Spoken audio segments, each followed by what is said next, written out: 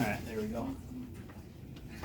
All right, so first of all, thank you to Straumann and 7th Ave Dental for 7th Ave, 7th Street Dental for hosting us and having us here. Yeah, a little surprise. We got Paul.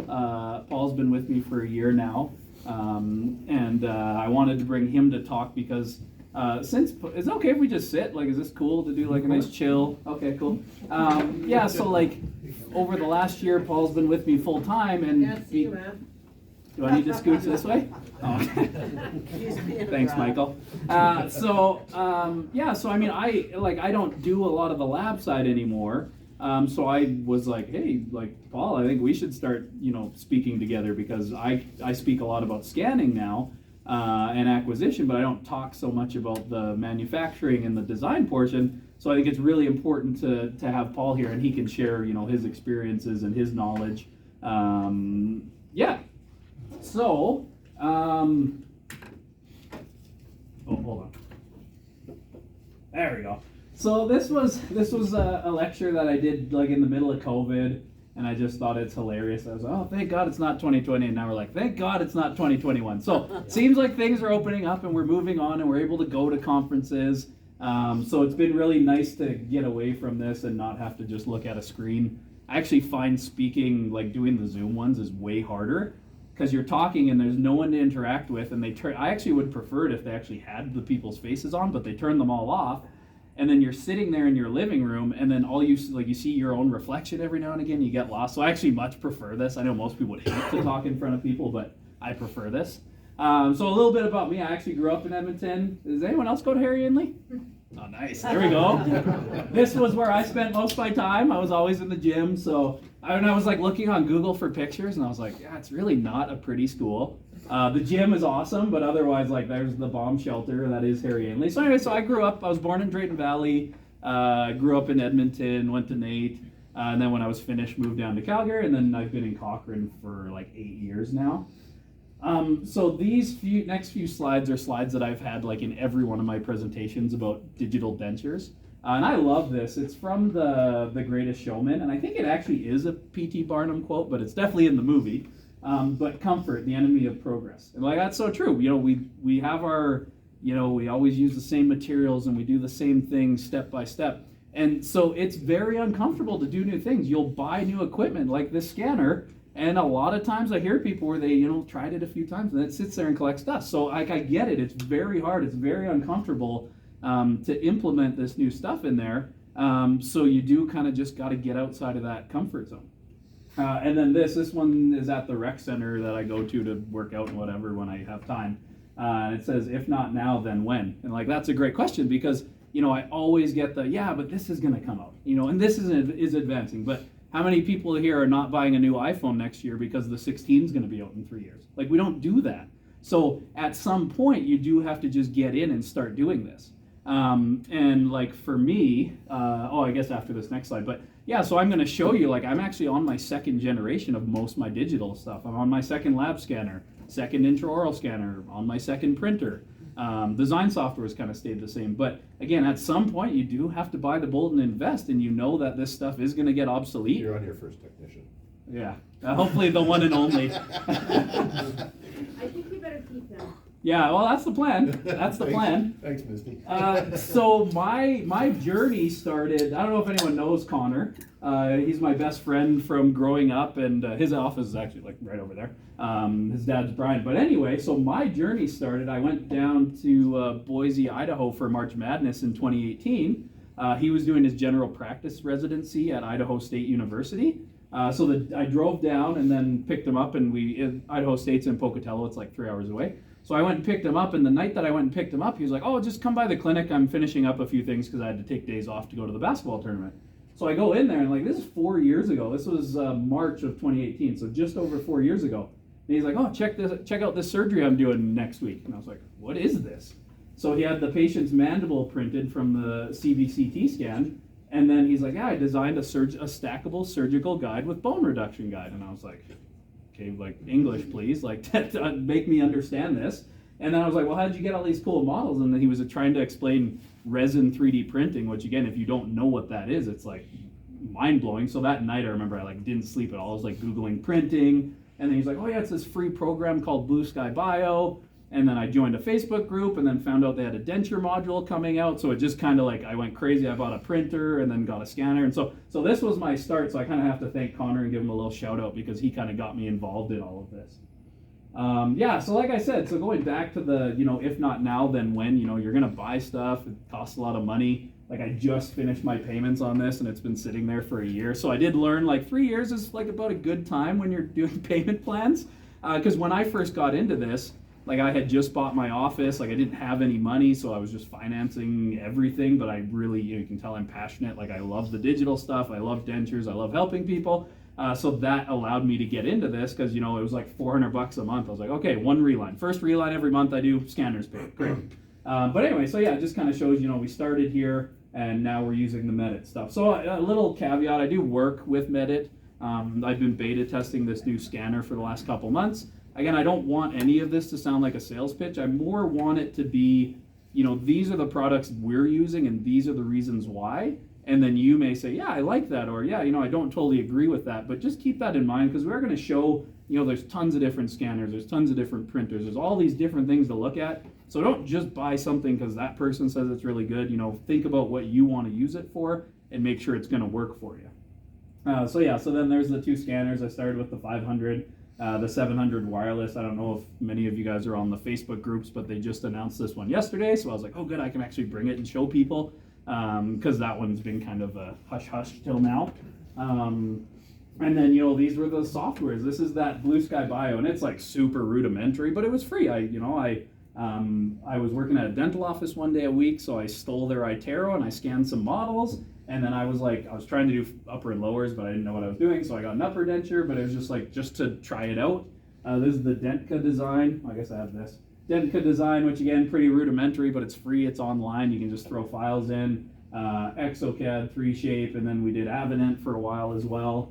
And then again, this was where I started with my printer. Like, I still have one of these cheap ones kicking around. They're like $400 on Amazon.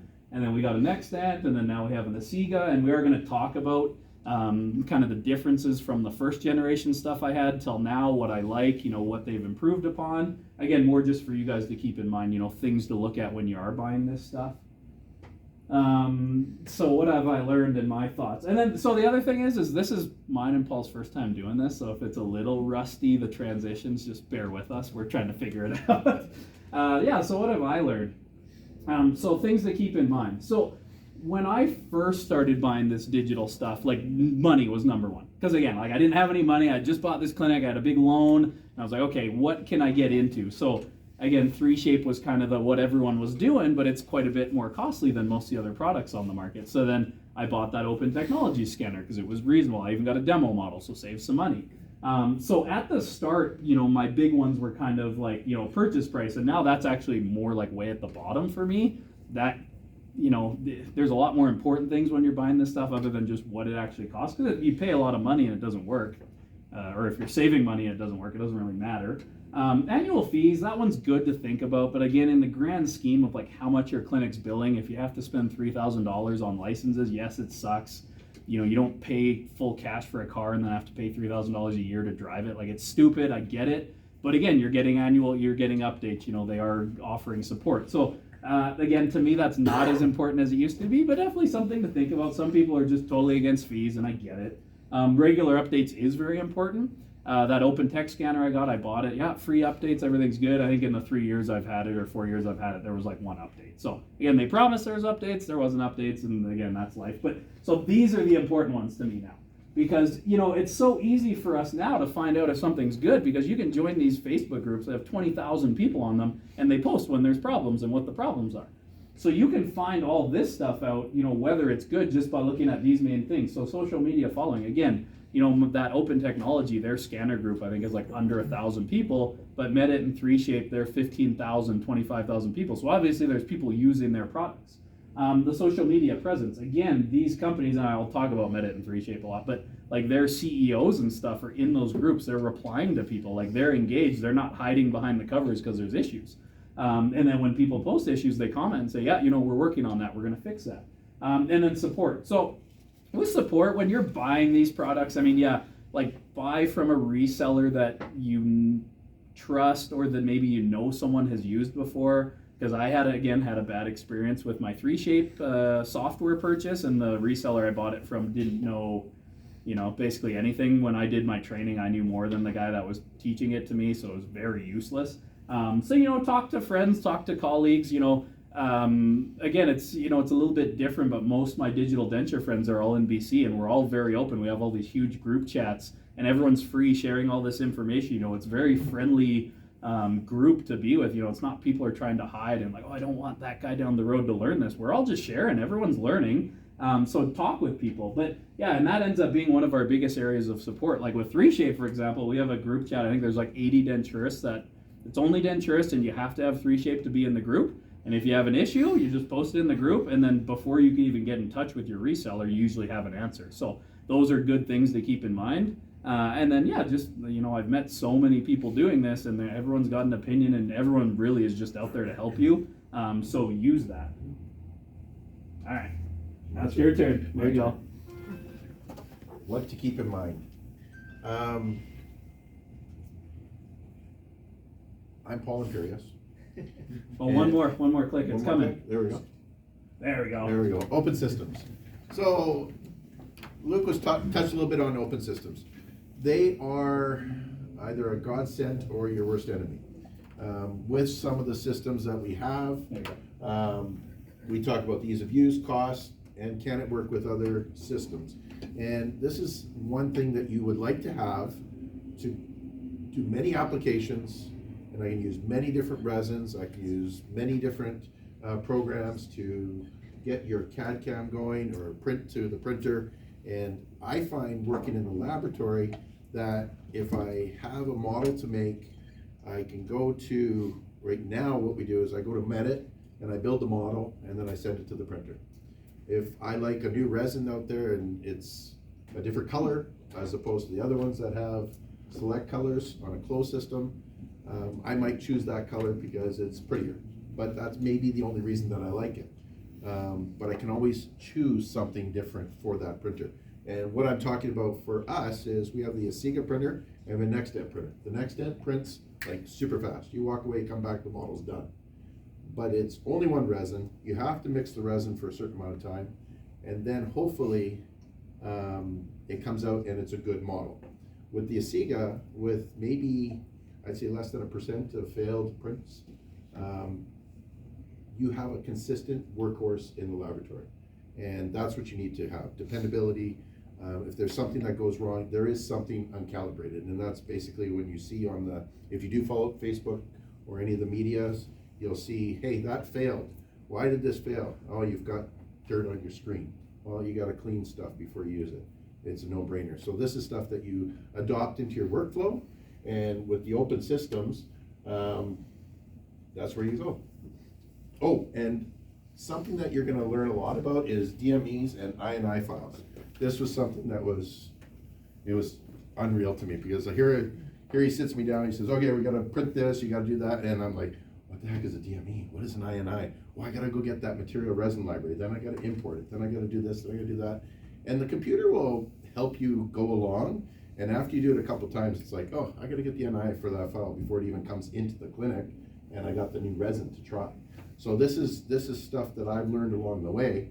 And I don't know if anybody knows, I've been doing this 40 years of analog. And when I came to Luke, I had a little bit of digital.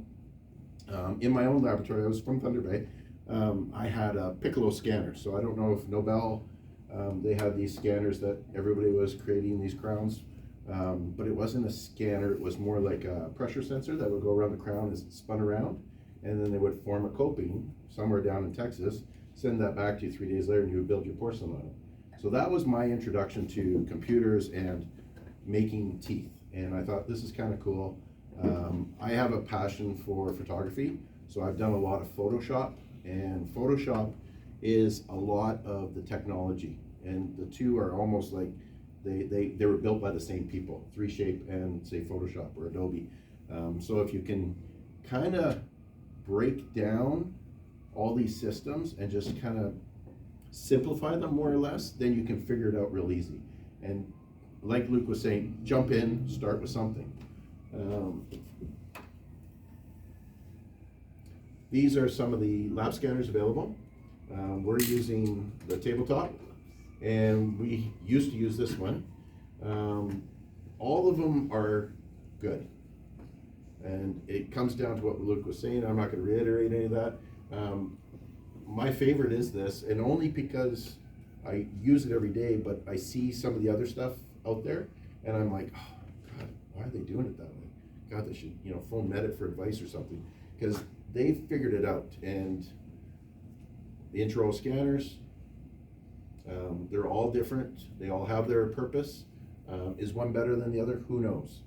We use, where's our...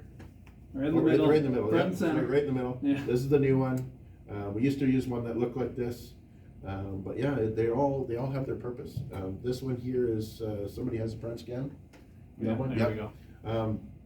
I don't have to lug around this big computer, so maybe that's the reason I like this one over that one. And we've heard good things about prime scan scanning soft tissue. That's where it kind of is above the rest, is Yeah. what we hear. So you take the good, take the bad, you figure it out on your own. Software, there's many out there. We're using 3Shape, and we also use Medit. So that's our two main that we use.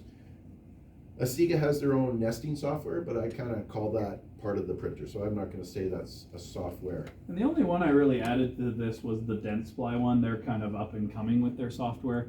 The version 1 that I tried was, again, pretty rudimentary, just because they're kind of behind. 3Shape's had Denture software, I think, like 8 years now. Exocad's probably close to that. So the Dentsply is kind of a new one. Apparently they have a new update that's good, but I haven't really played much And with I've it. seen on the 3Shape posts, somebody will say, hey, 3Shape, what is it, 3Shape wants and wishes or something it's called. Yeah. And somebody will say, I wish 3Shape would develop a button to do this. And then literally a week later, we got an update and there's a new button. So it's, somebody's listening, somebody's paying attention, and that's kind of cool. And here's our printers of any choice. Again, this is the cheap $400 Amazon deal. This is the Straumann, I believe. No, that's the Accurata. Oh, that's so Accurata, yeah. So this was about $710. They're 15, the 15. top two, and then the other ones are kind of in the $5,000-$6,000 range, Yeah. I think. So This one will work for models. that's what I Trays. used for a long time, was a Light bulbs, printer like you that. know? Yeah. And you got $400. You can use Medit software is free. Start sending them. Like that's not a big investment. Milling machines. Oh yeah, here we go. So this is Will Smith that's coming to us in a couple of weeks. We're literally, as we're sitting here, the contractors are at the clinic building walls. And Yeah, we everything. left and they were coming in to start building our, Electricians were saying last mill week, room. yeah. So Yeah. so it's our new mill room. We've got names for our new equipment, and we're not telling you because you'll steal it. That's coming. Yeah. So once we have new pictures of it, then it'll be all good to go. So this slide again. So I want to ask you now that everyone's here. Is anyone? So we have a prime scan. Anyone else have anything digital? Any sort of scanner, printer, anything? Awesome. Okay, this is good. I like this. So because we also want to tailor, because there's a lot we can talk about that's quite advanced, but I like this because I added this slide. When we were in Kelowna, that's like a lot of my digital denture friends, like I said, from BC, and they've had mills in their offices for years, so they're very far ahead. So I like this because we get back down to the basics. So I'm throwing a slide in just as simple as computers. So 3Shape, for example, usually when you buy your stuff, it'll just come with a computer. Medit, their philosophy is such that their products can outpace the computers that are out now. So they don't want you locked down with whatever computer is current. They want you to, go buy a computer because the new ones are better and better. This one that I had to buy when I got that wireless scanner, this was $5,000, and it's a maxed out, a very good computer. But with the new update and the brand new processors that just came out a month ago, you can buy a $2,000 computer that works just as good as my $5,000. So so I wanted to bring this up. So if you are buying, again, you're going to be buying a gaming computer. I mean, they're a little bit silly looking, they're a bit flashy, but they're cool. But the big things are, when it comes to processor, you're going to need an i7 or an i9. There are AMD Ryzen Take a picture of processors. this, Yeah, you take a know. picture. It's good info. But there are AMD processors, the Ryzen 9 and 5 and 7. Those ones aren't usually optimized for all the digital denture stuff. So just Intel's simple. Get an i7 or an i9. But again, now they have these new 12th generations that just came out. Mine is an 11th gen. That's why I had to spend all that stupid money. So when you're buying this computer, it's going to say i7, that should be a small I, but then there's going to be this number. This is what you're looking for, because you might go to Best Buy and they're like, hey, we got a screaming deal on this computer, but if it has a 9th gen processor, it's not going to work very well. So you're still going to spend $2,000 and it's going to be a pile. So just make sure you know, and if you aren't sure and you're going to buy a computer, give me a call, I'll help you out. RAM, normally you want like 32 gigs, that's kind of just standard. I don't know why, that's just what everyone says. I went with 64 gigs, again, I went like all out on this one. Video graphics cards, again, NVIDIA GeForce are like the cards that everybody gets. The newest generations are the 3070 and the 3080 Ti's. Apparently with this new medit update, again, you can run the lower 3070 and it's going to scan just as fast as my 3080 that I have in this. And then the hard drive, again, solid state. If you're spending money on a gaming computer, it's going to have a solid state, but just make sure. And then there are these new, they're like NVMe or PCIe they're called, and they're little tiny ones, but apparently they're the best, they're the fastest. So anyway, just like, again, back to the basics, like if you need help, just call me. I have a friend that just got a medit scanner, so I'm helping them shop for a computer. Yeah, so then when it came, so between the two scanners that I've had, you know, the big improvements have been the speed. I mean, the thing that's a little hard to see on this picture, the old picture was better, but the T710, the top of the line lab scanner, it actually has 4 cameras, whereas like most of the cheaper scanners, or like my old one here, it only has 2 cameras. So you can imagine with 4, you're capturing twice as much at the same time, so it cuts down on speed while improving accuracy. And then, so there's your speed and your accuracy, the workflows. You know, again, I used to really like this one because it really didn't have workflows. You would just scan something, and then scan something else, and then you scan them together, and then you align those 2 files with the scan that you did together, which I really liked. It was very simple. But with the T-Series, you know, the cool workflows, again, we do a lot of backing up dentures or copying old dentures to print and use to take final impressions and stuff. So with that, it has a beautiful workflow, and it's super simple. So intraoral scanners, like I said, I don't have a lot of experience with the other ones, but I'm just going to speak between the original medit that I have and the new one. Again, scan speed, it's like twice as fast as the old one. The metal scanning has been like amazing. It got much better. I printed a model today of a cast partial opposing, and usually when I print the opposing, it's clasps. They're the clasps that don't show up. They're like not they disappeared, there. or they're right against the tooth barely. This actually had a clasp It that had was an off eye the bar, tooth, yeah. and it actually printed the whole clasp. Yeah, it had the eye bar. Yeah. There was the 1.5 mils or whatever, a space to the gum. Like, it was wild. So again, scanning is just getting better and better. The scanning strategies are more forgiving. Like if you've ever seen someone intraoral scan, you know, you'll see like double stitched images if you're not doing a proper scan strategy. So the new ones are really good at you don't really have that nearly as much. The new one has a joystick control. So I have a touchscreen. I'm going to show my scanning cart. So I have a touchscreen on mine, so I don't use the joystick, but if you don't have to touch your computer or anything like that. You can just use the touchscreen. And the new one doesn't have a cable, which is nice, so it doesn't get caught on armrests and stuff. And again, 3Shape, you know, all the different companies have these wireless scanners, so that's kind of what you'll want to look for. And again, like I said, we come back to 3Shape. I've used a lot of these different ones. 3Shape is a pain in the ass. If you know anyone that uses it, it can be very difficult and very frustrating. Just the work order is frustrating now. Yeah. I got everything else down pat, and I'm making a denture just as fast as I can do it analog. Yeah, and I mean, and you'll still get errors pop up. We've had a few issues here and there, and once we're milling, we're going to run into more issues, but it is the most complex. You know, it basically allows you to do everything you could do with your hands, because when we're going digital, we don't want to take a step back from the good high-end dentures that we're making. We're only going to use it if it's as good or better. So I find 3Shape definitely allows us to do that. So what is the average design time on the software? Roughly? What are you at now? Full denture in 18 minutes. Yeah, so like, and I can Paul's, do an immediate in about 25 because you section. you gotta cut all the teeth. But then I figured out a faster workflow where I actually scan the models, cut all the teeth off except the central, and then I go and set it up. So I don't have to remove all the teeth. I just have one tooth to remove now, and it works so much better. Yeah, and like, we were talking about this because like, yeah, Paul's super good and super fast at setting teeth, way faster than I am.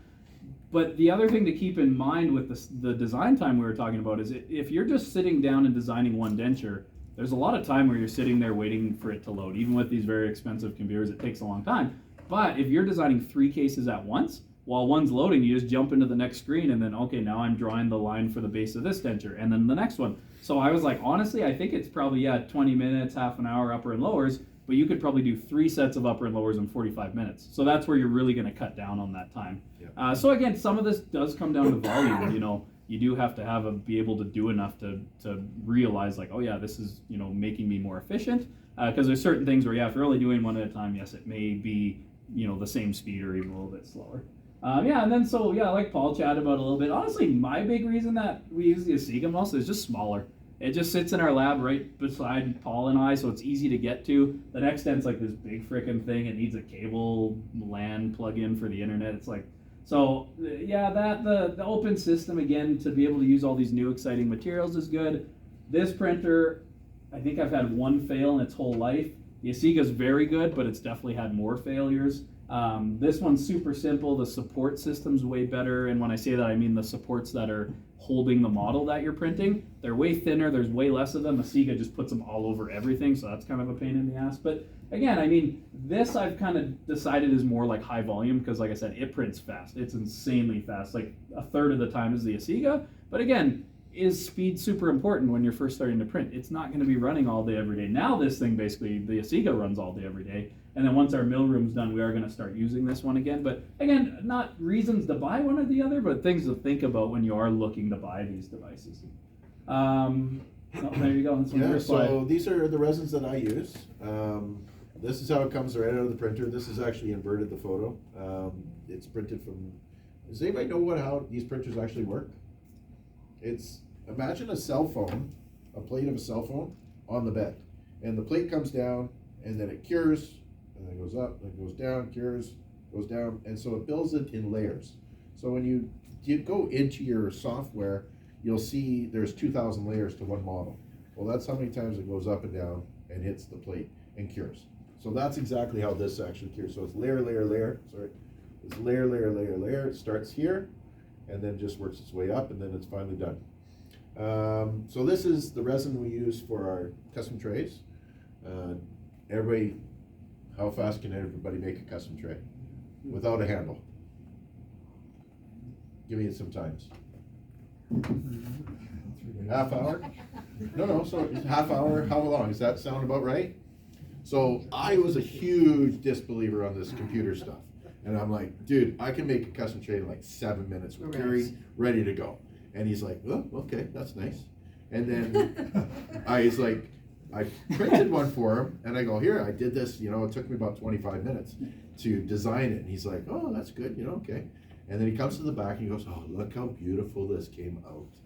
And I'm like, oh my God, it's like perfect, even perfect impression. lockout, perfect exactly thickness. What they say from the impression companies, have a minimum thickness of 1 millimeter. You can set it up for 1/4 millimeter if you want. Whatever your parameters are, and it actually bevels down to where the end of the tray is so that it pushes the material out into the sockets. So cool.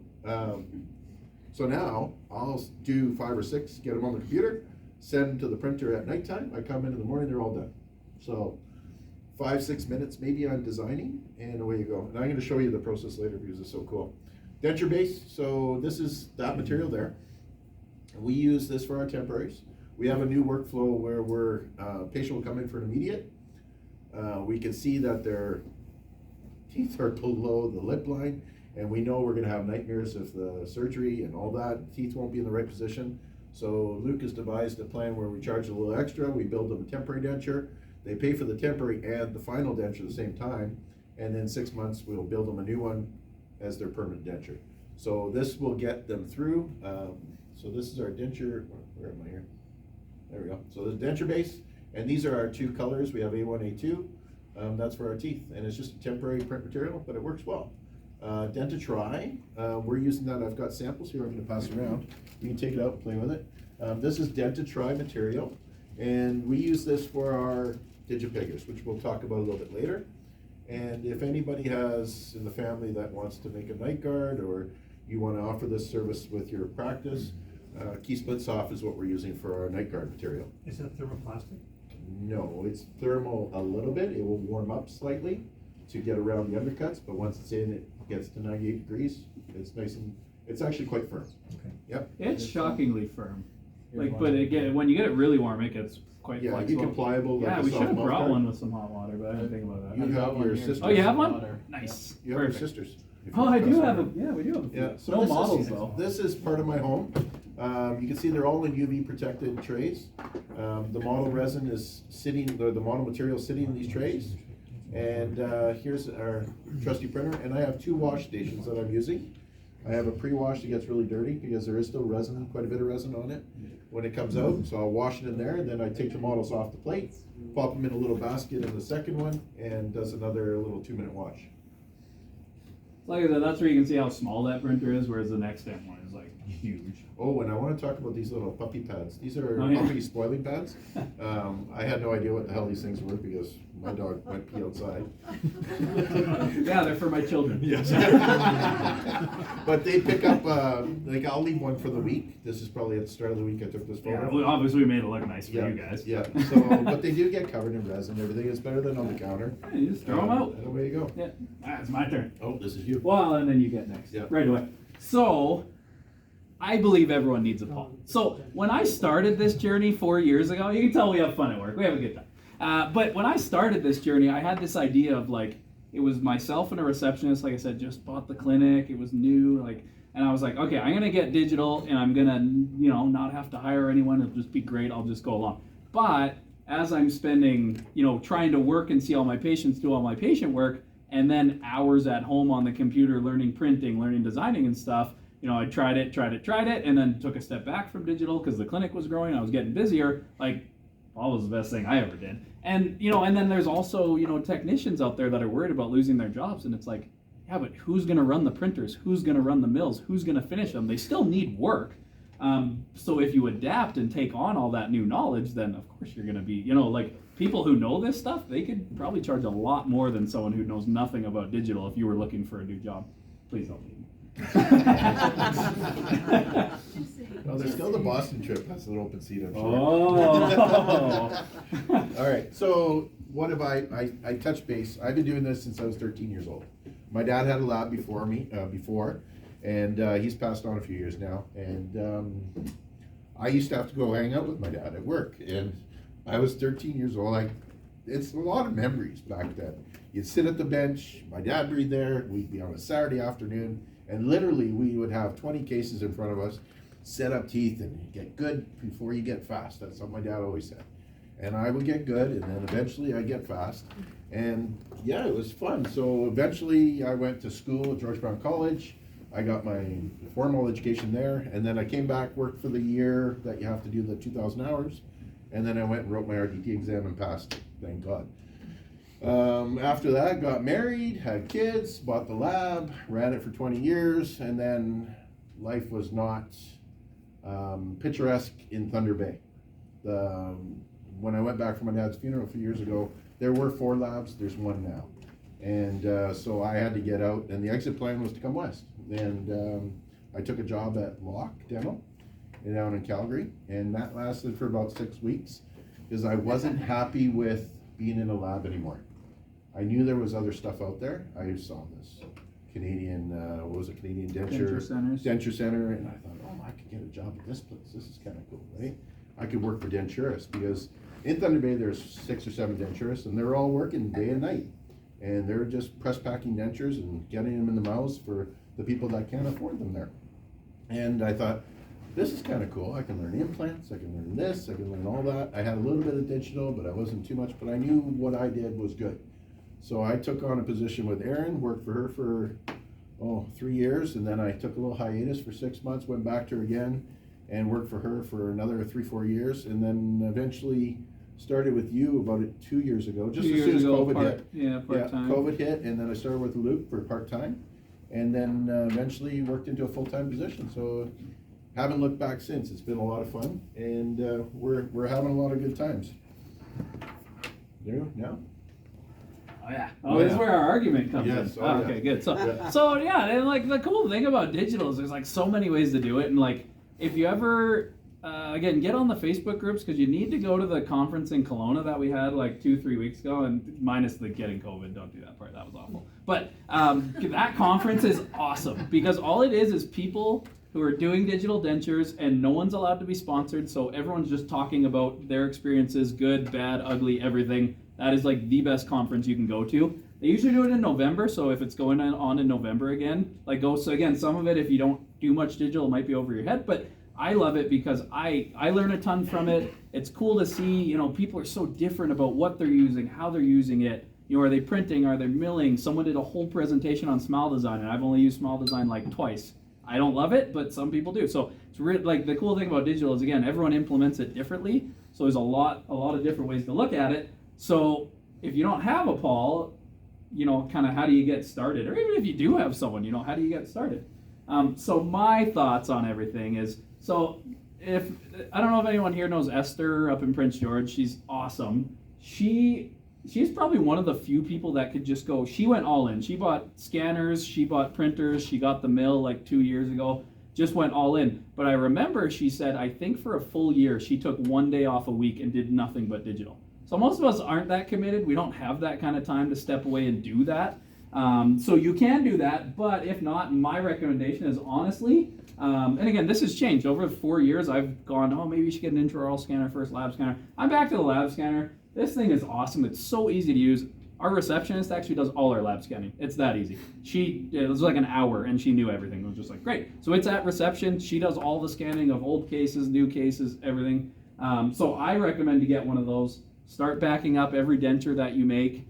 You can charge for it. I'm going to talk a little bit about ROI. If that, you know, I'm not a big businessy guy. I just buy things because I get excited. But if you are a businessy person and need numbers, I'll talk about that a little bit. But I think just get a scanner. Just start scanning things because, you know, you need to learn lab scanning. You need to learn intraoral scanning. You need to learn design. You need to learn printing. You need to learn milling. You don't need to, but you can. But to do all that at once is a lot. So if you pick one area, it's kind of a good way to start. So I like that. Then I would say get a printer because then you can start printing copy dentures. There's free software to make custom trays. You know, you don't have to blow a bunch of money and learn crazy softwares.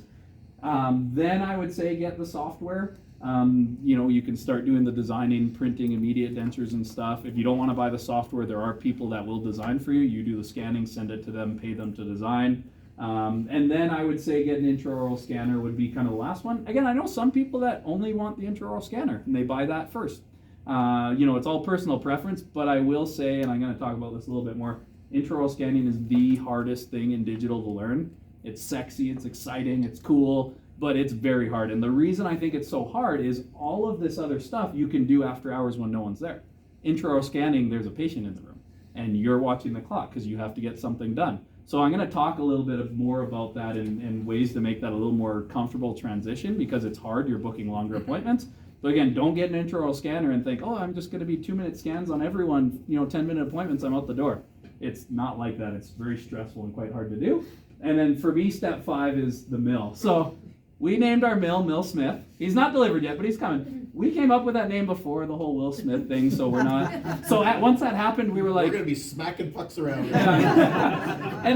and so we were like having a staff meeting. Shelly, there's a picture of Shelly at the end. She's great. She's our receptionist, and we're like, so what are we gonna call him? And it's like, what about Mill Cosby? And I was like, oh, that's worse. Like Mill Clintons. We're like coming up with all these names. Like, why is everyone Bill? Like just off. So anyway, so we're sticking with Mill Smith. The printer, the next step that's going in there, we're gonna call him Fresh Prince.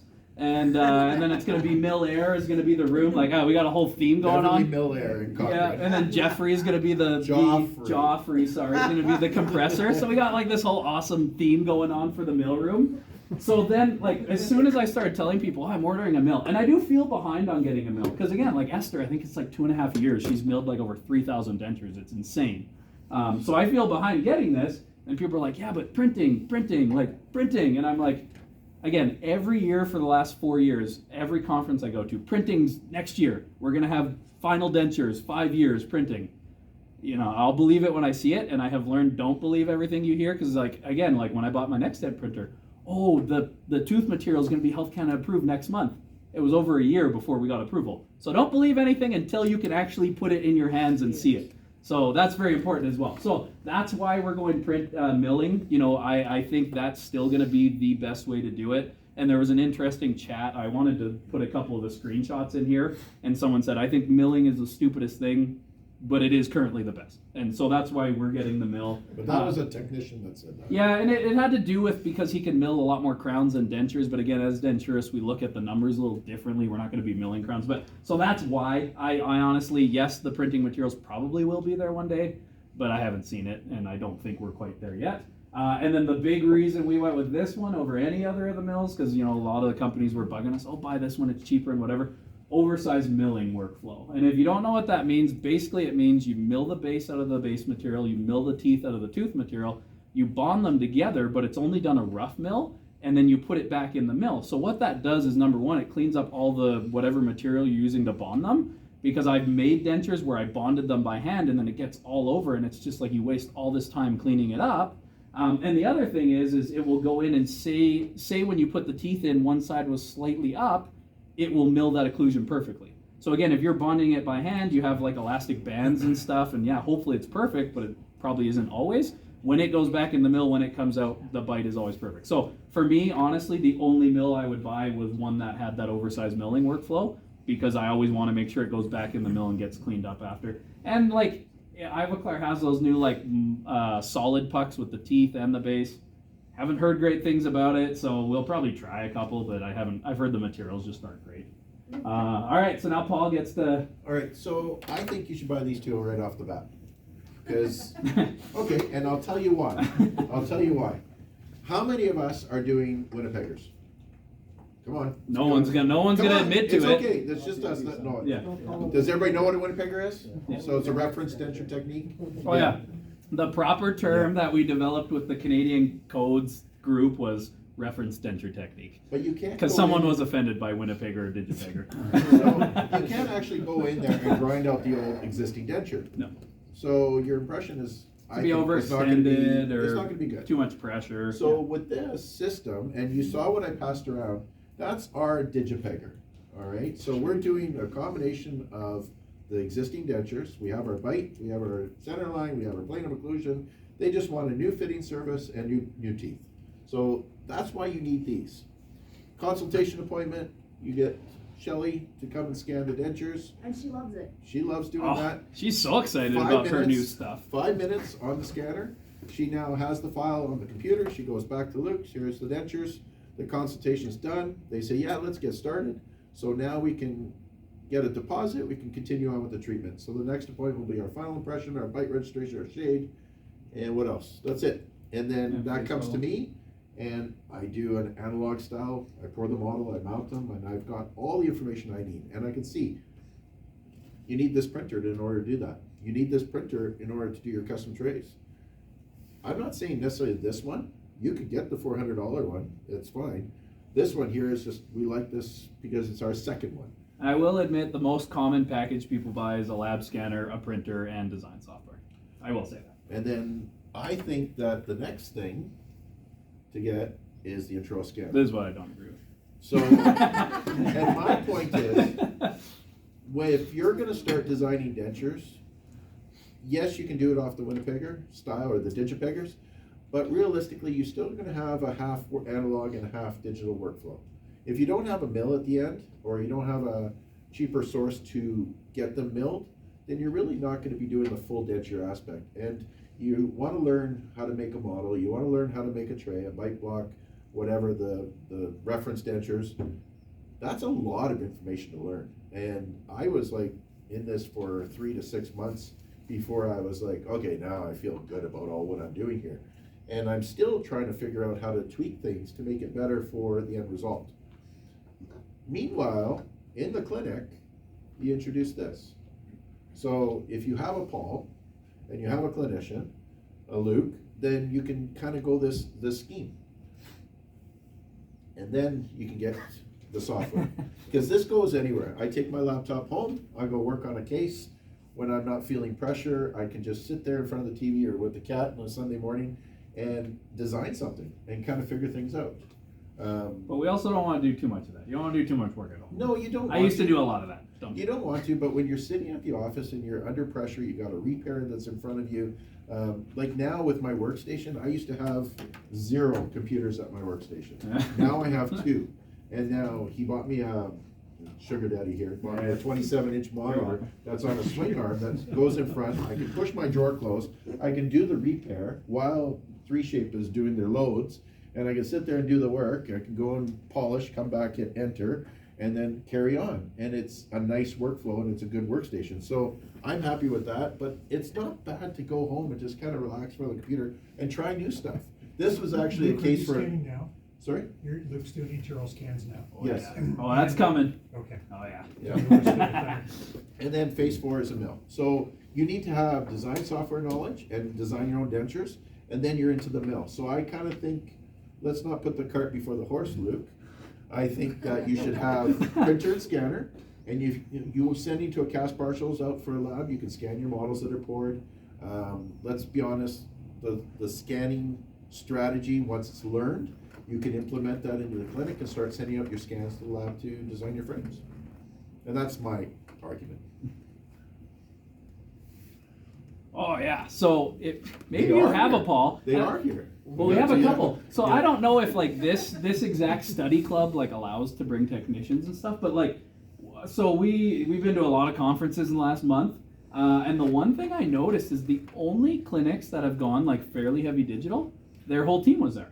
So like at the Alberta one, for example, Paul was there. My receptionist actually came out one night, just go for dinner and stuff.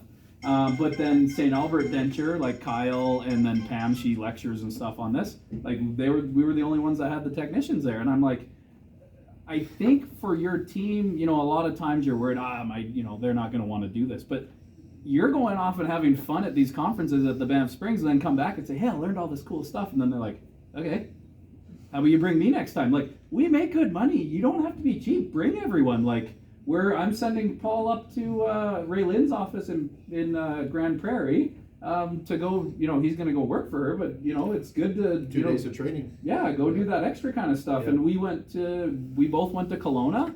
And again, like Esther, her whole team was there. There was Sarah that I met from Prince Albert in Saskatchewan. They have a mill. They're heavy digital. 4 people from her office was there. Like, you need to bring people to this. Actually, there was 2 technicians from St. John.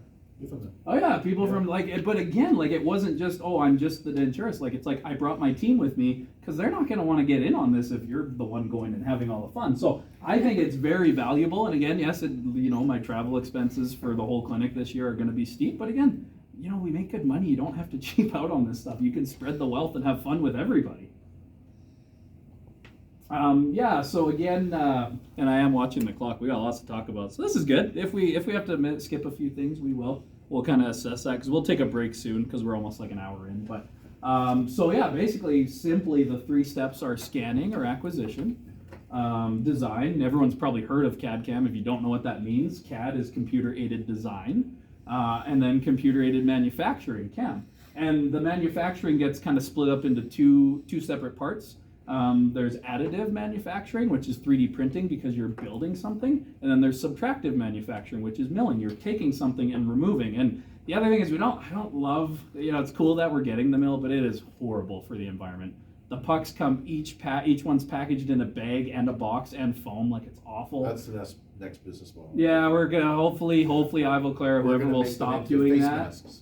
Oh yeah, we got to figure out something because then you mill and then you have all this grind from your milling your puck, and then you have the leftover of the puck, and it's like, that's a ton of waste. So it will be good when printing gets there. It'll be good not to just be throwing all this plastic away, but anyway, so that's kind of the 2 different types of manufacturing.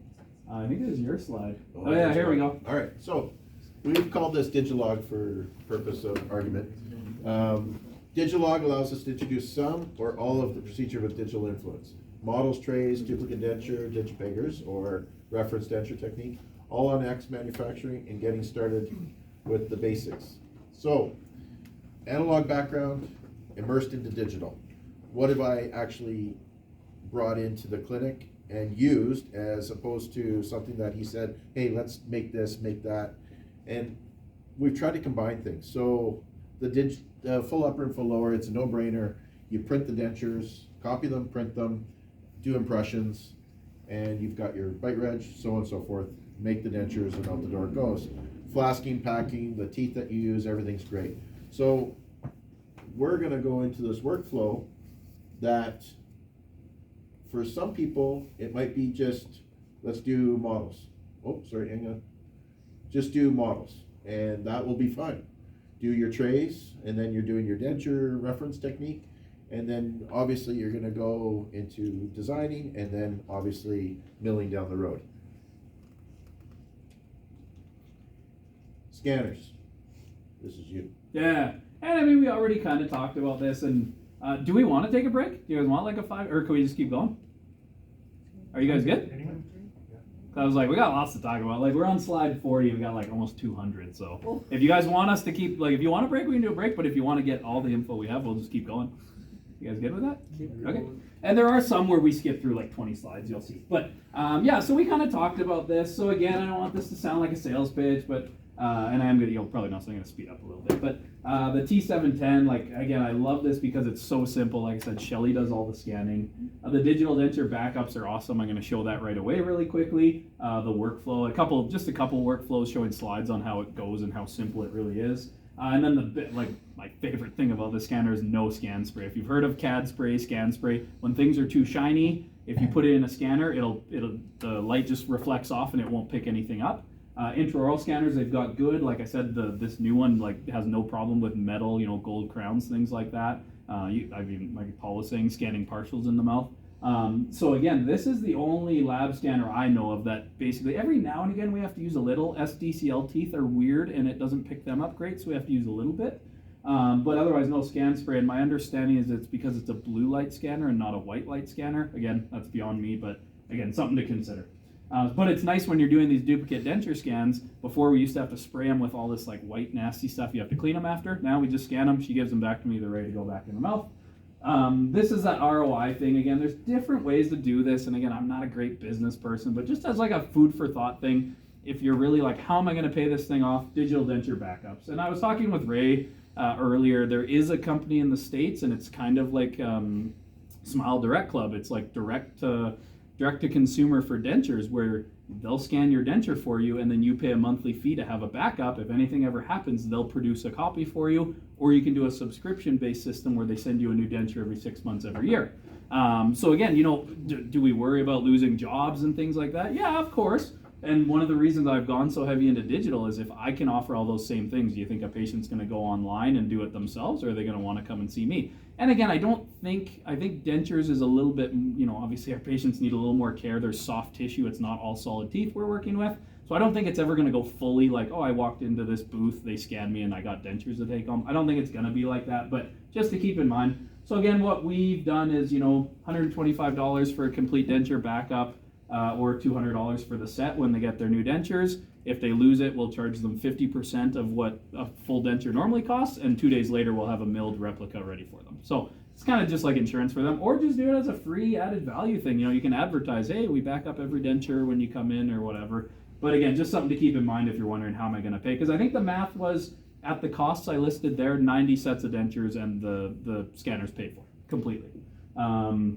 So again, we'll go through this quick. So I know this doesn't look super pretty. You're like, oh, it's not quite the detail. Trust me, from coming out of the mill and then Paul getting his hands on it, it looks beautiful and stuff. But just if you see that and you are worried, like I said, it's just the way the scanning and stuff works. But so you set up your work order, tell it that you're doing this replica denture, and then basically, it has different options for articulators. Not super important when you're just scanning the dentures. But this is how simple it is. Occlusal, intaglio of the upper, and I think it's about 45 seconds to a minute per scan.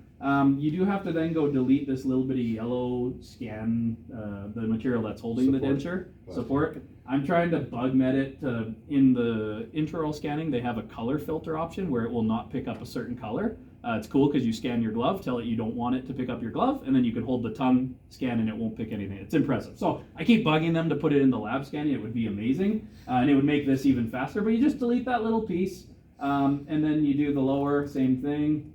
Like I said, some of these parts it gets quick. If you want to put them in occlusion, just hand occlusion. You don't have to, but you can. So then up here, you're going to see this was all our scan steps. Sorry, my hands are so shaky these days. So occlusal, intaglio, upper, lower, and then the bite. And then now you're into the aligning steps. So it's going to align the two upper scans. And Paul said they've recently updated it and it aligns it much quicker than it used to.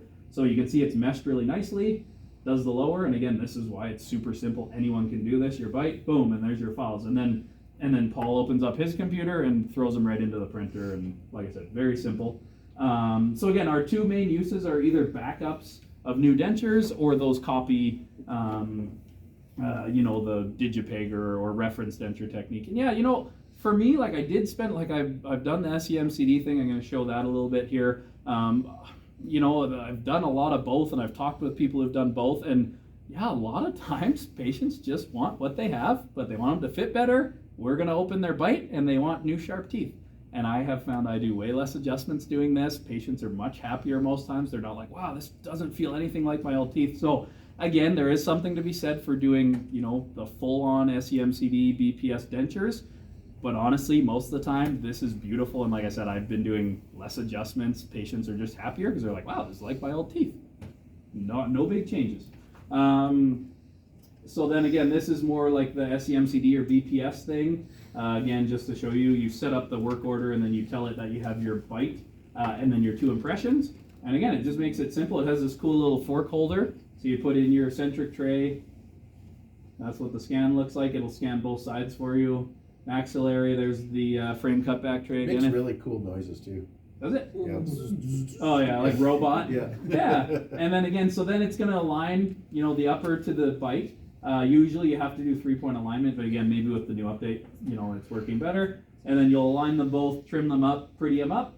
And then because you told it you had impressions, it will flip them inside out. And then now you have surfaces that you can make models from, and we'll show the model builder a little bit later. So this is like the most common question I get asked because going back to Paul talking about open systems, it's thought that 3Shape is a very closed system. And I think it used to be, like I think 4 or 5 years ago, 3Shape, like you could not import files from any other scanners. But I think 3Shape realized that there's a lot of labs that use their design software and they can't make every one of their doctors have Trio scanners. Like there's no way that's going to happen. They're going to go to a different lab. So they have opened it up. And again, when I first started doing this 4 years ago, this was a huge pain in the ass. And 3Shape has made it super simple. So this is Paul's favorite. This is the nightmare. Yeah. Once you learn this, you can do everything. You just yeah. Because if you get any of these little steps wrong, and each one of these things has 5 little drop downs, like you have to really know what you're doing and you have to know exactly what you want at the end. Otherwise, you're effed, basically. So anyway, but you set up your work order, and the only thing I really want to point out here again, if you have a different scanner but want to use 3Shape software, yes, don't let a 3Shape rep say you have to buy a 3Shape. You can use whatever you want. All you're going to do is tell it you're importing a digital impression, not a model. And then instead of hitting scan down here, because we don't have a 3Shape scanner, you say OK. Then you're just going to right-click, and then again, it's going to ask, oh, OK, import your scans. So we have our file of our scans. The one thing I will warn, and I don't know if it does this anymore, it used to sometimes put the lower first and then the upper. So just make sure you read right here. It says upper jaw, because that will obviously screw everything up. So it tries to trick. Maybe it just doesn't like you because you didn't buy their scanner. I don't know. So then it's right here. So now you can see we imported our scans, life good. And then you just hit next or design. And then the nice thing that they've built in here is you can then refine the scan, which means it's just going to clean anything up. Again, this is like a really old immediate denture. It was probably 3 years ago with my i500. The software wasn't great, so there's all these little holes it had to fill in. And then if you're importing an impression, right here you just tell it it's an impression, and that's how it knows to flip the surface from an impression to a model. And then just really quickly you outline your model, it throws a base on, and then you're good. So again, I just wanted to show that. Just to say, yes, you can have 3Shape design software. No, you don't have to buy a 3Shape scanner. So intraoral scanning. So this is, I love this. But again, this was really hard to learn. So do not buy an intraoral scanner. Have you had that experience? Like, did you find it hard to learn? Yes and no. Some of it's tricky, some of it's not. Yeah, I was gonna say, and again, like, the other crazy thing is, like, as denturists, like, we are doing the hardest scanning.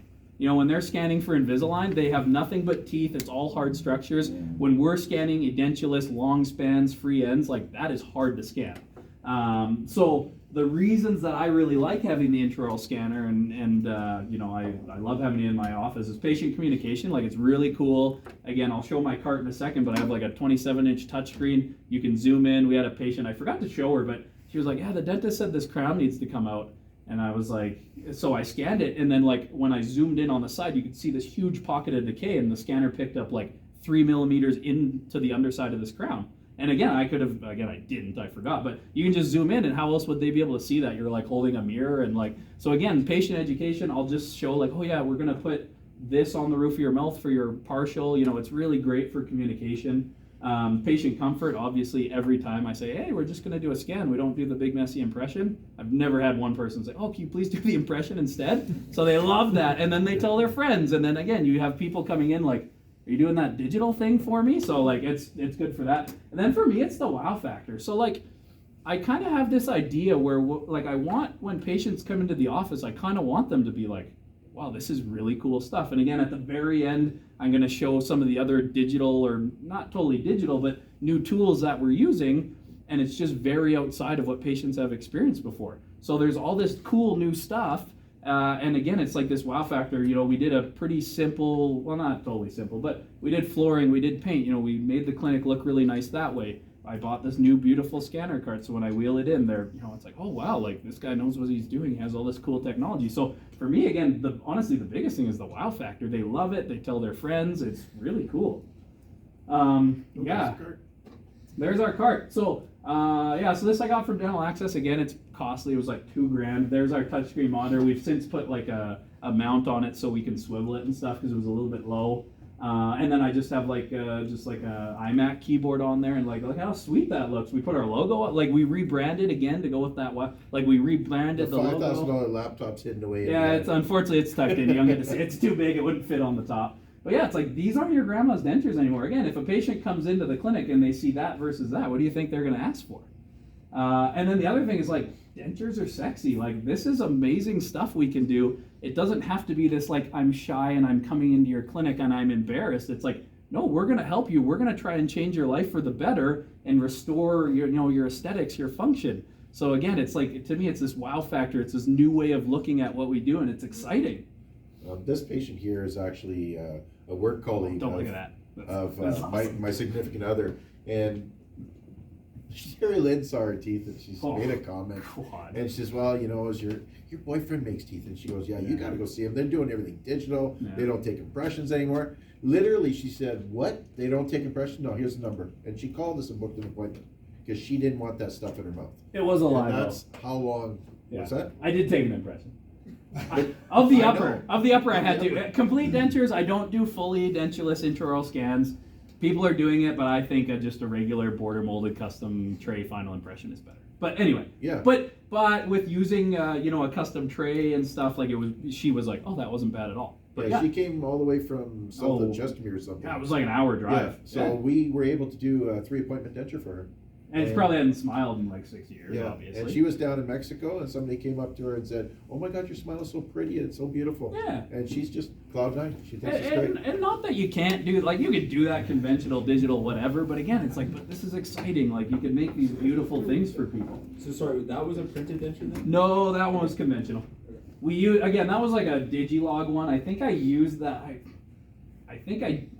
feel like I probably did a little bit of an impression in that to build up the extensions because it was just totally underextended. And then we scanned it. Like, I think I just did the borders, scanned it, and then used that as a custom tray.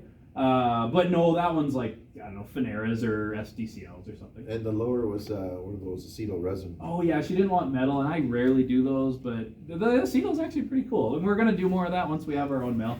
Okay, I love this. This was awesome.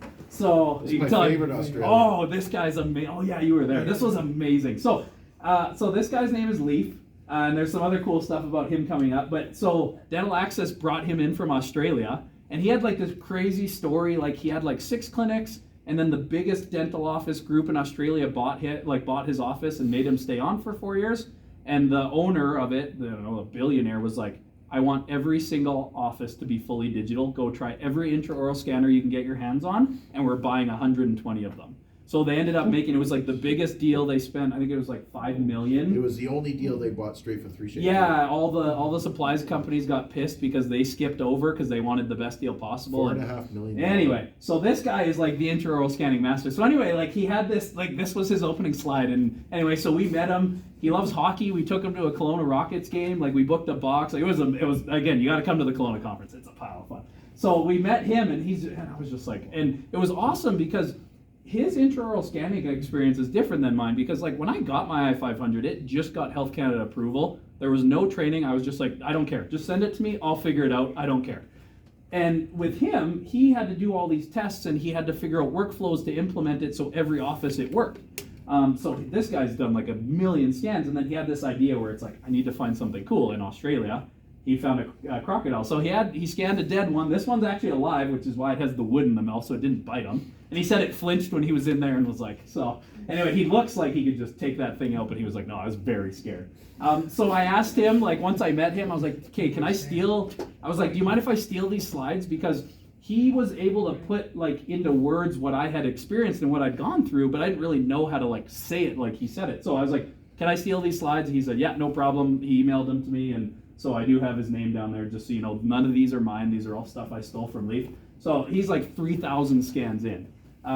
So he talks about all these different things. So again, this note at the bottom here is very important. Like I said, he's a denturist, and he's like, as denturists, we have the hardest scanning to do. You know, we're scanning palates, we're scanning, you know, as far back as you can get. Like, it's not easy to do. Again, if you're just doing a single posterior crown, you don't even have to scan the whole arch. You have a quadrant. It's easy. So he's like, we have the hardest job to do. So what he said was, again, this is kind of like his thing. I think I'm somewhere, I gotta say, I'm probably in the 500 to the 1,000 scans. Like, I'm like a baby compared to him. But this is like totally true. So what he said for 0 to 30 is like, if you're doing this, do your impressions first and then scan. He's like, book a longer appointment. Don't tell the patient what you're doing. Don't actually have to use that scan. Just start scanning. Because like I said, it's very stressful, because I didn't do that. I should have done that.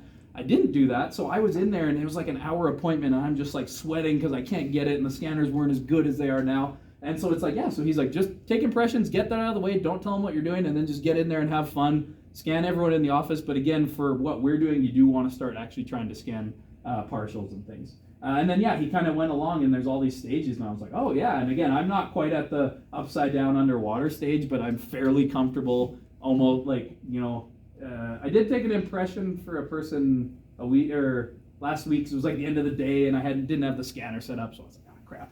And I was running way behind. But anyway, so I'm trying to just scan every partial now. And we have cool ways to do that. But so that's kind of from like a master.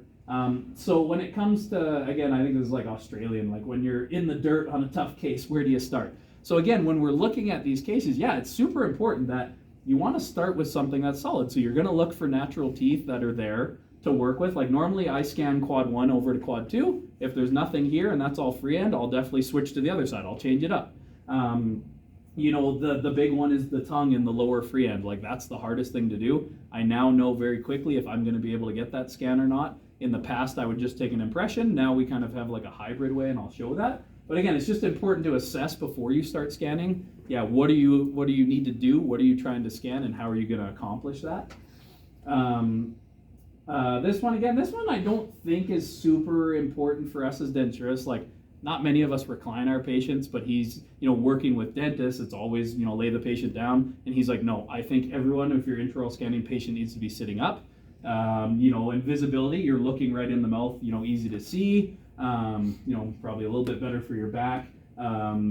Ambidextrous, if you need to switch hands with the scanner, which sometimes you do, it's quicker if you're just right in front of them. And then bite taking is really easy. If you're sitting in front of them, put it on this side, put it on this side.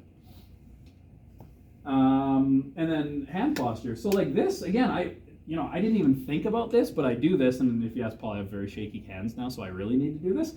But yeah, it's like kind of the pool cue technique. You're doing all these weird, like, and it's very different tripoding than if you're actually working with instruments, because you're kind of working with both hands and stuff. And you can see like here, you're tripoding off the thumb, and you know, and it's just very different. So again, this is all, you know, stuff that you have to learn that is not very comfortable for us, because we don't hold anything like a pen like this and do all these weird motions. And then the rolling motion, so again, over the incisors, you're kind of rolling like this. When you get up in the vestibule, again, you're always rolling back to the natural teeth, because the scanner likes to see solid things. So you're rolling and rolling to get those extensions.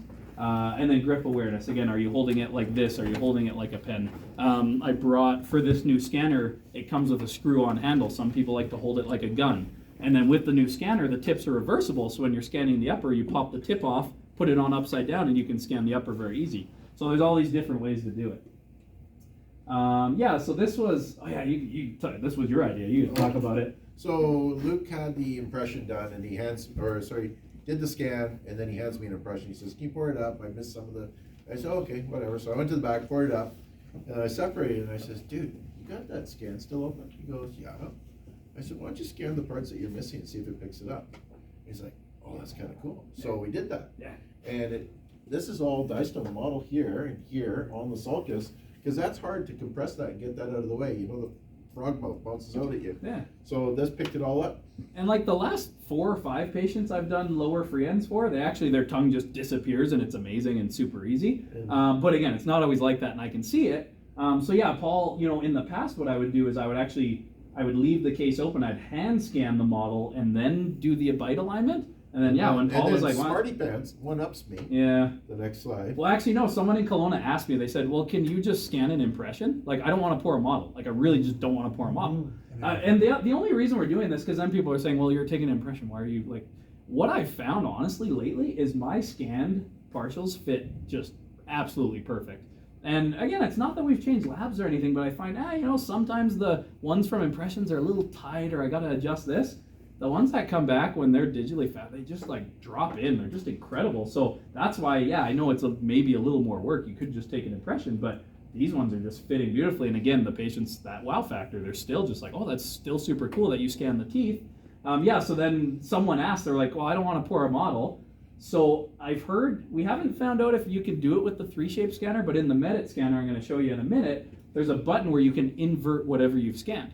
So what you do is you scan the teeth, you take your impression, you hit the invert button, it flips it inside out, and then you just go scan into your impression, and then boom, it just, got my extension. Cool. Yeah, it was wild. And I was like, great, now Paul doesn't even have to port model. Yep. Don't need Paul anymore. No, Don't just need kidding. And then you can do duplicate denture scan. Like, you can see the detail on this does look a lot nicer, and Paul actually made a good point. Like, with the new scanner, I could probably scan a denture with the hand scanner as fast or almost even faster than that lab scanner, because it takes a little bit of time to process and stuff.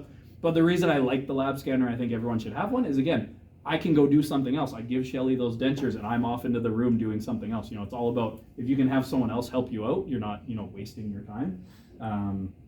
And then, so this is a super old slide from a few years ago, but it just showed a comparison between a denture that I scanned with my intraoral scanner versus a lab scanner. We're 0.161 of a millimeter difference.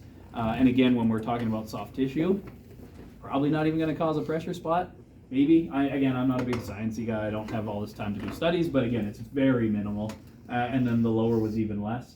So this gets into like the reference denture technique. So if you are going to use your intraoral scanner to scan that denture, and again, this isn't my favorite workflow, but I like to show it.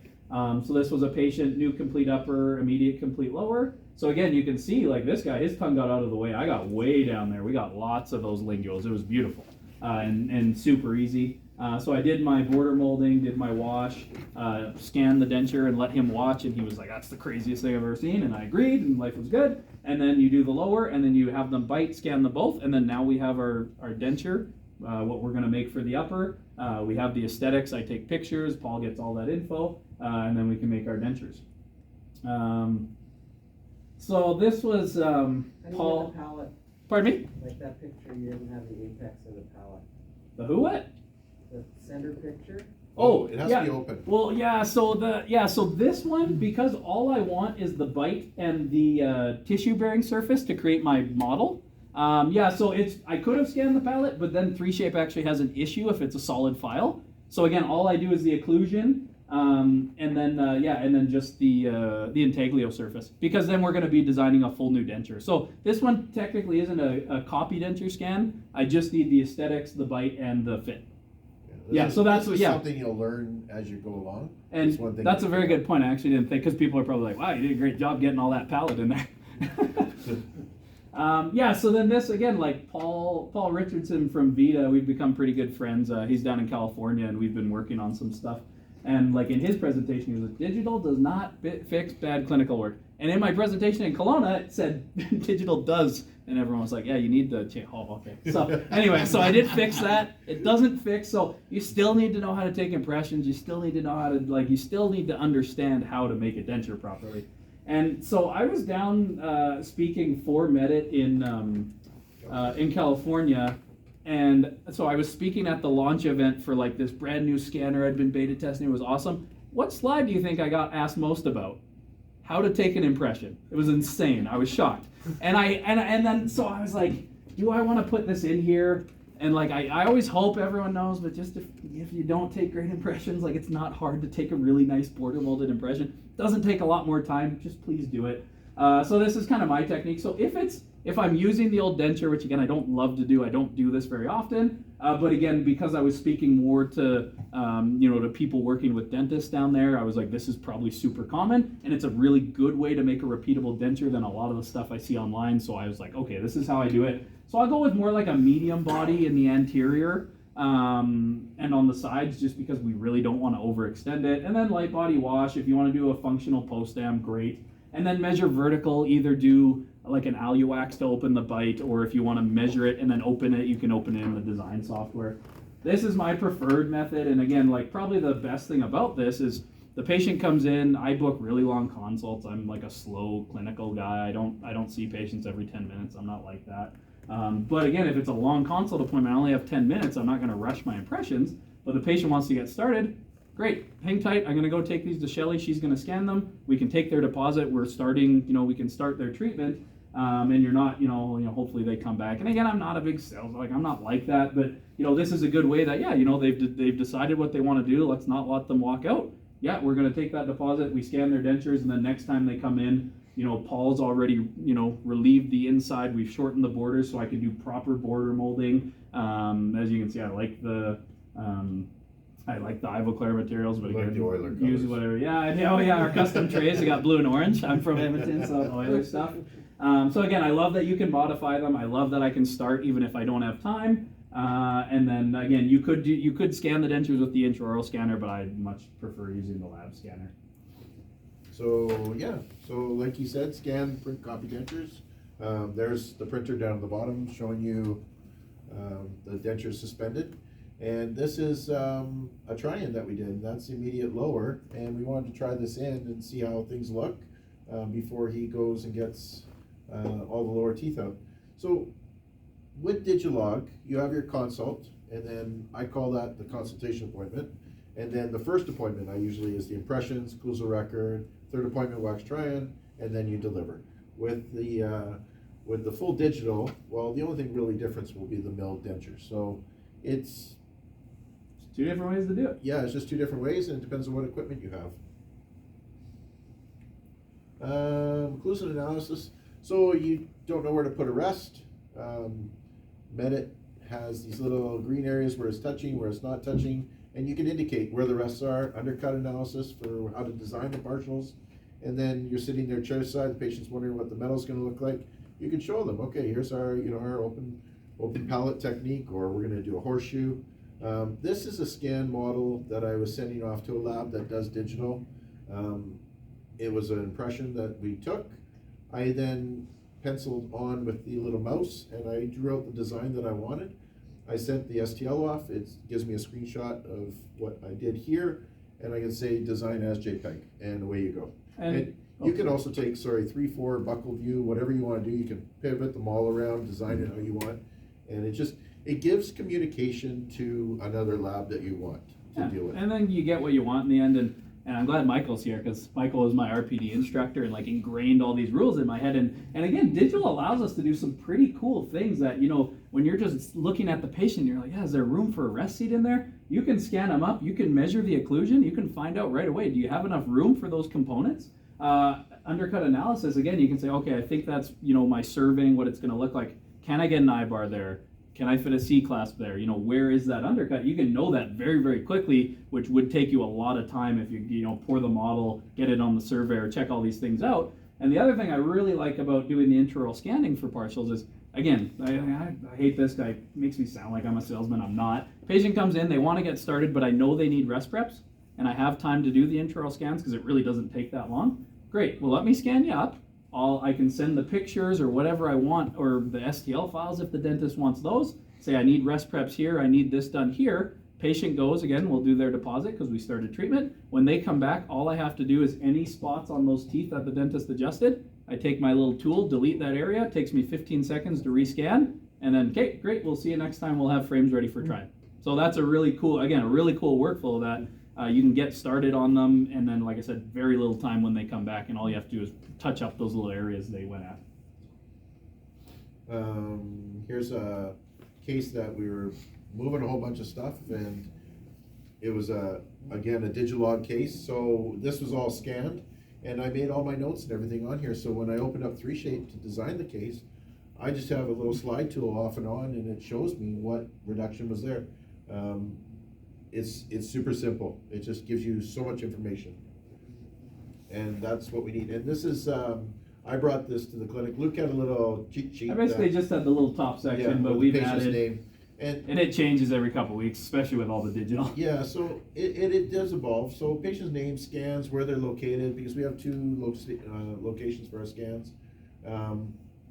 It's a due date and a time on that day if you need it.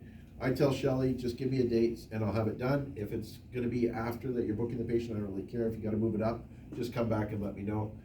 Everything's simple. If you don't have a script in your laboratory, get this going, because you can put all the notes that you want. You say you remember the patient, but did you remember to open up 2 millimeters? And Luke's got a good memory, as you can tell. He likes to talk and remember things, but he can't remember the shade. Oh, no. And if he doesn't have a little spot to write down the shade, he's going, oh, I forgot to take a Yeah. shade, and the patient's gone. Yeah. So it helps. All this information, if you want a copy of this, I can PDF you a file, and I can share Make the it your document. own. Yeah, you can put your own logo in there and do it yourself. But this is just 8.5 by 11. Shelly rips it down the center. It's super simple. We scan this into the computer after the file's all done, and my information's there, and I know what I did.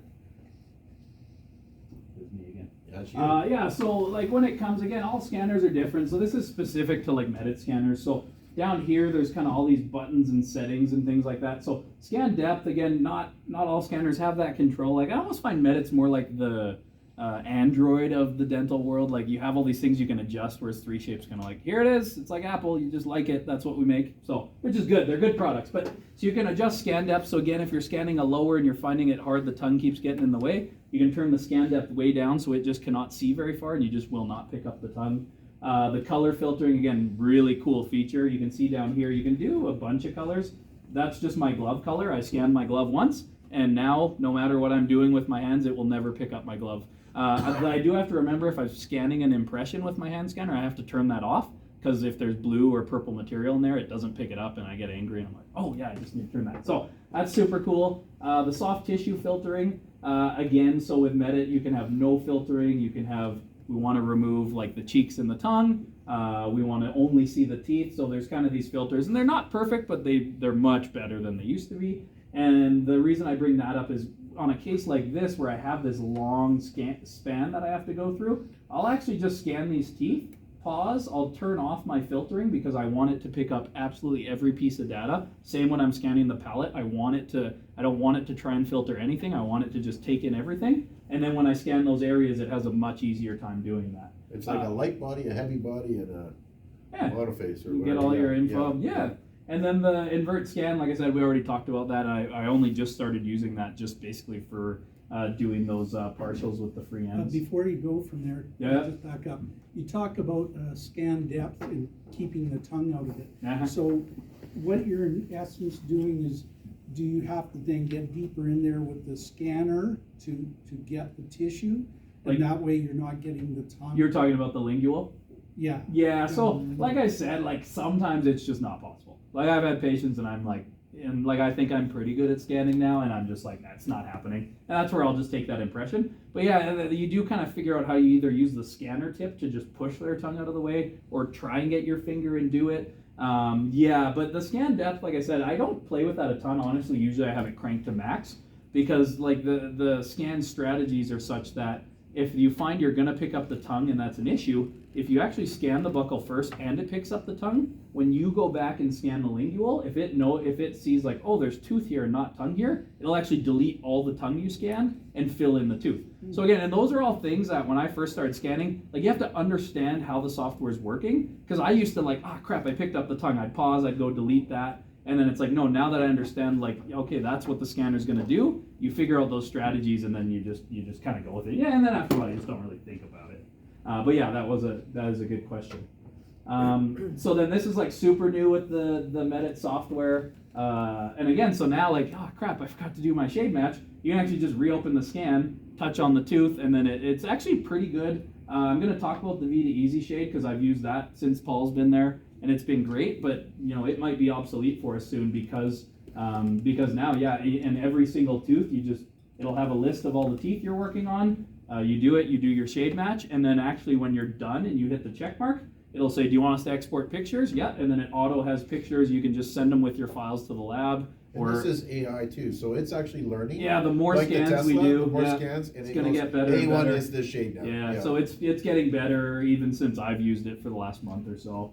And then this was one that I did, and like I said, so if oh crap, I forgot, Paul can open it up. Oh yeah, we got C4 on that side, A4 on that side, and then we're done. So pretty cool stuff. And then so again, I going back to like doing the best possible dentures we can do. If you want to do face bows, there kind of is a way to do a digital face bow. There's better ones that are coming out that I think are going to be quite expensive. But if you're doing a 3D face scan, if the idea is that we want the articulator to match up with our condyles, if we have that face scan and we set it up like this, we're technically doing a digital face bow. I mean, it's not quite as advanced as things like the archistigma and stuff, and I think that is coming, that you will be able to input that information into 3Shape. But again, if you're like, well, I like face bows, to me, this is a fairly reasonable and probably a quite close way to do that. Because you can see we have our ivoclar articulator on there. All right, so this is something that We have implant stuff. Yeah, this is something that Luke and I kind of invented. I call it our 3-appointment all-on-X, like literally. I think it's 4 appointments. He thinks it's 4 appointments. I call it 3 appointments. It's 4 appointments for me. So Luke did the scan with the scan bodies, and this was the 500 that we used at the time. And some of the scan bodies weren't picked up properly, and these are DES, right? DES scan bodies. Yeah, And this is a work in progress. We're working on this. To scan a full case, you have to interlace these somehow. This is the problem that a lot of people are coming up with. And I went to send this case to Panthera, and they said, we're not accepting a digital impression model. And I'm like, oh, okay. So then I thought, why don't we print her existing temporary denture that was done conversion denture? Why don't we actually scan and print these? So I'll pass these around. This is her actual case, so you can see it. We scanned those, and you can see we used them for our bite. Then I hollowed out these areas for the temporary cylinders, and then Luke picked this up intraorally with the flowable pattern resin, and then everything was good. We got it to the next stage. Now I've got my bite, I've got my center line, I know the plane of occlusion, everything's there. But we wanted to change a few things, so we knew we were going to change some stuff on her. I wanted to go with a slightly different mold. I wasn't happy with the mold, and it's all there now. So I can actually fabricate, because we have our verified impression. We did that. Is that in here? I can't remember. No, it's not in here. So we did a verified impression. We actually sectioned this die. After we learned Panthera said, no, we can't take it. So we took our verification jig, sectioned it, and took a pickup impression of it. And I think we have a slide later on, right? Yeah. Well, that was more the time where these didn't fit. They didn't match the 3D scans I had done. And then we kind of have a new cool way of doing the 3D scans that are more accurate, because it is very challenging to get these as accurate as like a verified final impression with a verification jig and stuff. But so at the consult, when she decides to go stage 2, then then you go back here. I'm pressing the wrong button. I'm familiar with these. My first time doing this, by the way. So I know where the bar is going to be. We do mostly Montreal bars for cleanliness and hygiene. And I know where these teeth are going to go. So I can actually do a setup on the models that we receive. I can get those off to Panthera, whoever you're going to have to make your bar, and have the bar made. And then when the bar comes back, I can set up the teeth on the bar, and he's trying in the bar, verifying the impression and also aesthetics. Everything else is good. And then we can do delivery. And this is her. Like, it worked out so beautiful. That was before. She was cancer survivor, and she's also British, so you know what the British are like with their teeth. So it went from a bad state to worse. And she wanted new smiley teeth, and she's just loving this. And she's a great lady, and we restored that. And she gave us all hugs, and there's tears on that day, and that's the nice emotion that you get. And it was 3 appointments, and this lady came from South Calgary, right? I built the slide, so I put 4. Yeah, keep it. I still say this. He is says like console, and I was like, I still had to work. Yeah. And regardless, this is what we got. So here's our. Paul's very good at this the is- custom staining, this by is the way. 2 layers of Nexco on the lingual, and some Nexco down here. And then on the buckle, I have, this is transparent, clear. I use an incisal around the necks of the teeth. I use what's called BG34. And then I use a little bit of red staining to look like actual lines. And it comes out not bad. I did this from a picture. I've since got a shade guide now, so I can actually go in the intraoral and check the color and see how I can match it even better.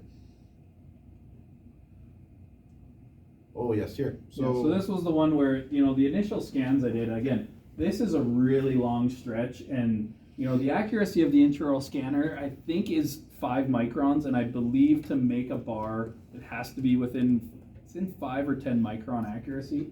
But again, when you're dealing with this long of a span and it's all soft, shiny tissue, a little bit of variance is going to change things quite quickly. So this was one where we did, I did my scans, we 3D printed the models. Paul fabricated these, verification jig, try-in, I don't know what we want to call them. And then when I went to try it in, it wasn't seating properly. So I then had to section it, and then we did our regular old school impression. So again, there is that if you do go in there and you're like, oh, this isn't what I was hoping, which is what the verifying appointment's for. And if it doesn't work out, you can, just go back to the way that you do it before. Does anybody use these trays right now? That's just For like the final? regular clear. Just stock tray? Uh, Yeah, with the open? What do you guys use to block out all the material? Or do people use those? What are those Mara trays? Mirror trays I've used those. with the Yeah. clear on top. Yeah. Yeah, I like this one. Paul just puts wax. He takes a So- clear tray, But cuts this it is open. the wax, you know the wax you get for making, what's the mesh? Oh, Fiber Force. Fiber Force, you know the wax that's really that they give you? thin. Yeah, Yeah, it just goes on there, you just fold it over, seal it, and it just pokes through beautifully. yeah, they work awesome. Yeah. We're giving you hints. Okay, so this, this is cool. this stuff's awesome. So this is like You the got to see and. this. I'm a little upset because I was hoping I was going to have these so I could talk about this more for this lecture, but unfortunately they haven't come yet. So that leaf guy that we showed earlier, this is something he invented with some buddies. So again, when we look at that intraoral scanning and trying to get those 2 implants that are in the mouth like a mile apart, a lot of room for discrepancy. So he's come up with this multi-unit scan body system where they have all these different shapes and sizes. And again, these pictures aren't great because I actually just stole these from his sorry, presentation. sorry. No, I'm not done yet. Wrong button. Okay. Why is it not going back? Back again. There we go. There we go. So there's a couple cool things that this does. So again, the easiest things for the scanner to pick up are solid objects with a lot of shapes to them. So you can see they have all these different bumps, all these different grooves. So that's going to be super easy for the scanner to see. So you're gonna insert them. And he's developed it also so that none of these internal angles are the same as the other ones. Yeah, so the scanner's always going to know that's different and it will never get confused. So the first scan you're going to do is actually with these in the mouth, and then the other thing that they're doing in this one you can see is they've actually put in some of these ones with extra wings on them all to the lingual. You'll actually bond those with composite or jig gel, like that kind of stuff, and then you take that off. So then when you 3D print your model, you're verifying the model is the same that you did intraorally. And the way that they do it is also scan strategies. You'll scan if there's a lower quad 4 to quad 3, and you'll actually do a whole new scanning the opposite way, line them up and make sure they're the same. So again, when we're talking about accuracy, we want this to be as perfect as possible. And again, for me, this would be much more comfortable for the patient than those awful I call them Hellraiser because they got all the long pegs, but this would be a much better way. So anyway, I actually have a case that I've put on hold because he's sending these to me and I'm trying them out. But it's a super cool system that I think kind of solves our issue with intraoral scanning these multi-unit cases, because there are these other systems where you get these scanning flags, and then you have this big ass face scanner that's $30,000 that you'd also need to buy. I don't do enough fixed stuff for that to be worth it. That is the most accurate way because you're capturing all the flags at once. But this to me is like, that's golden. I love this idea. So anyway, so we are going to be testing that soon. Again, it's coming from Australia, so I don't know. It's been like 2 weeks, so we'll see. So we're doing break now. Well, we're almost done, dude. We got to just keep rolling. Is everyone good? Does anyone need a break? We only have 15 minutes, so we got to fly. Okay, Yeah. next. All right, so here's medit. So one thing I'm gonna say about this, how do you guys like that transition? I thought that was awesome. I love that. So one cool thing that I love about medit, and yeah, Paul's like, oh, here comes your used car salesman speech, except for this is free. Any of you can go download this software. All these apps are free. You don't need a medit scanner. You can import scans from any scanner and use this software. So this, keep in mind, this is all free. If you want scans to practice with, you're not Yeah, sure, let us know. If you let want to us know. download this and try designing models, custom trays, it's not the best custom tray software, but there are videos on how to do it, splints even. Just let us know. But again, this is free. So the DCM converter, that's a 3-shape file, DCM. In the past, how am I going to use this? I need an STL. Now medit has software where you can just put it in there and then And convert why it. you would want to convert a DCM is you're designing a case in 3-shape, and you want to have that model, hard copy of it. It comes out as a DCM. So you need to convert that to an STL so you can print it. Sorry. Small design, again, like a lot of this stuff, like we could probably spend a whole, like again, someone did a whole lecture on small design. I don't use a lot, but you could. This app's really, really cool. There's a lot of fun stuff you can do with it. That was a custom tray I did. I think I could beat Paul on 3-shape. Right, It won't look as good, but I think I could do it faster. This was a cool workflow. So we had a case where it was a complete upper denture against super erupted immediate lowers. So we really wanted to bring his incisors, bring everything down, but we didn't want to have to design the case, print the try-in, and then design it and print another try-in once we figured everything out. So what we did was Paul did the setup in 3-shape, designed it. We exported the monoblock, which is one solid piece file. We had the patient's initial scans. So we then aligned that new denture to the old scans. And you can go to the next one. Yeah. And then, oh yeah, Paul's favorite word, the Boolean feature. Boolean gauge. So yeah. there's Boolean addition and Boolean subtraction. Boolean subtraction basically means you have one 3D file, another one, and you're going to remove everything that pokes through from this one out of the top. So with this 3D printed try-in, you can see the occlusion was blowing through these super erupted molars. We were able to just cut that out of that, denture. We printed that try-in. We could check aesthetics. We could check bite, all that stuff. And he doesn't have to redesign it if we're good to go. He just says, yeah, I already have the design files. So again, free software. It's awesome. All right, let's keep rolling. That's the best part. Yeah, that was awesome. And then again, you can compare. You could like show a patient how worn out their teeth are over the years if you want. Like, I don't know. Or tooth movement. This is Another Paul's thing stuff. too, what's really cool about this, say your patient comes in and they go, my partial doesn't fit anymore.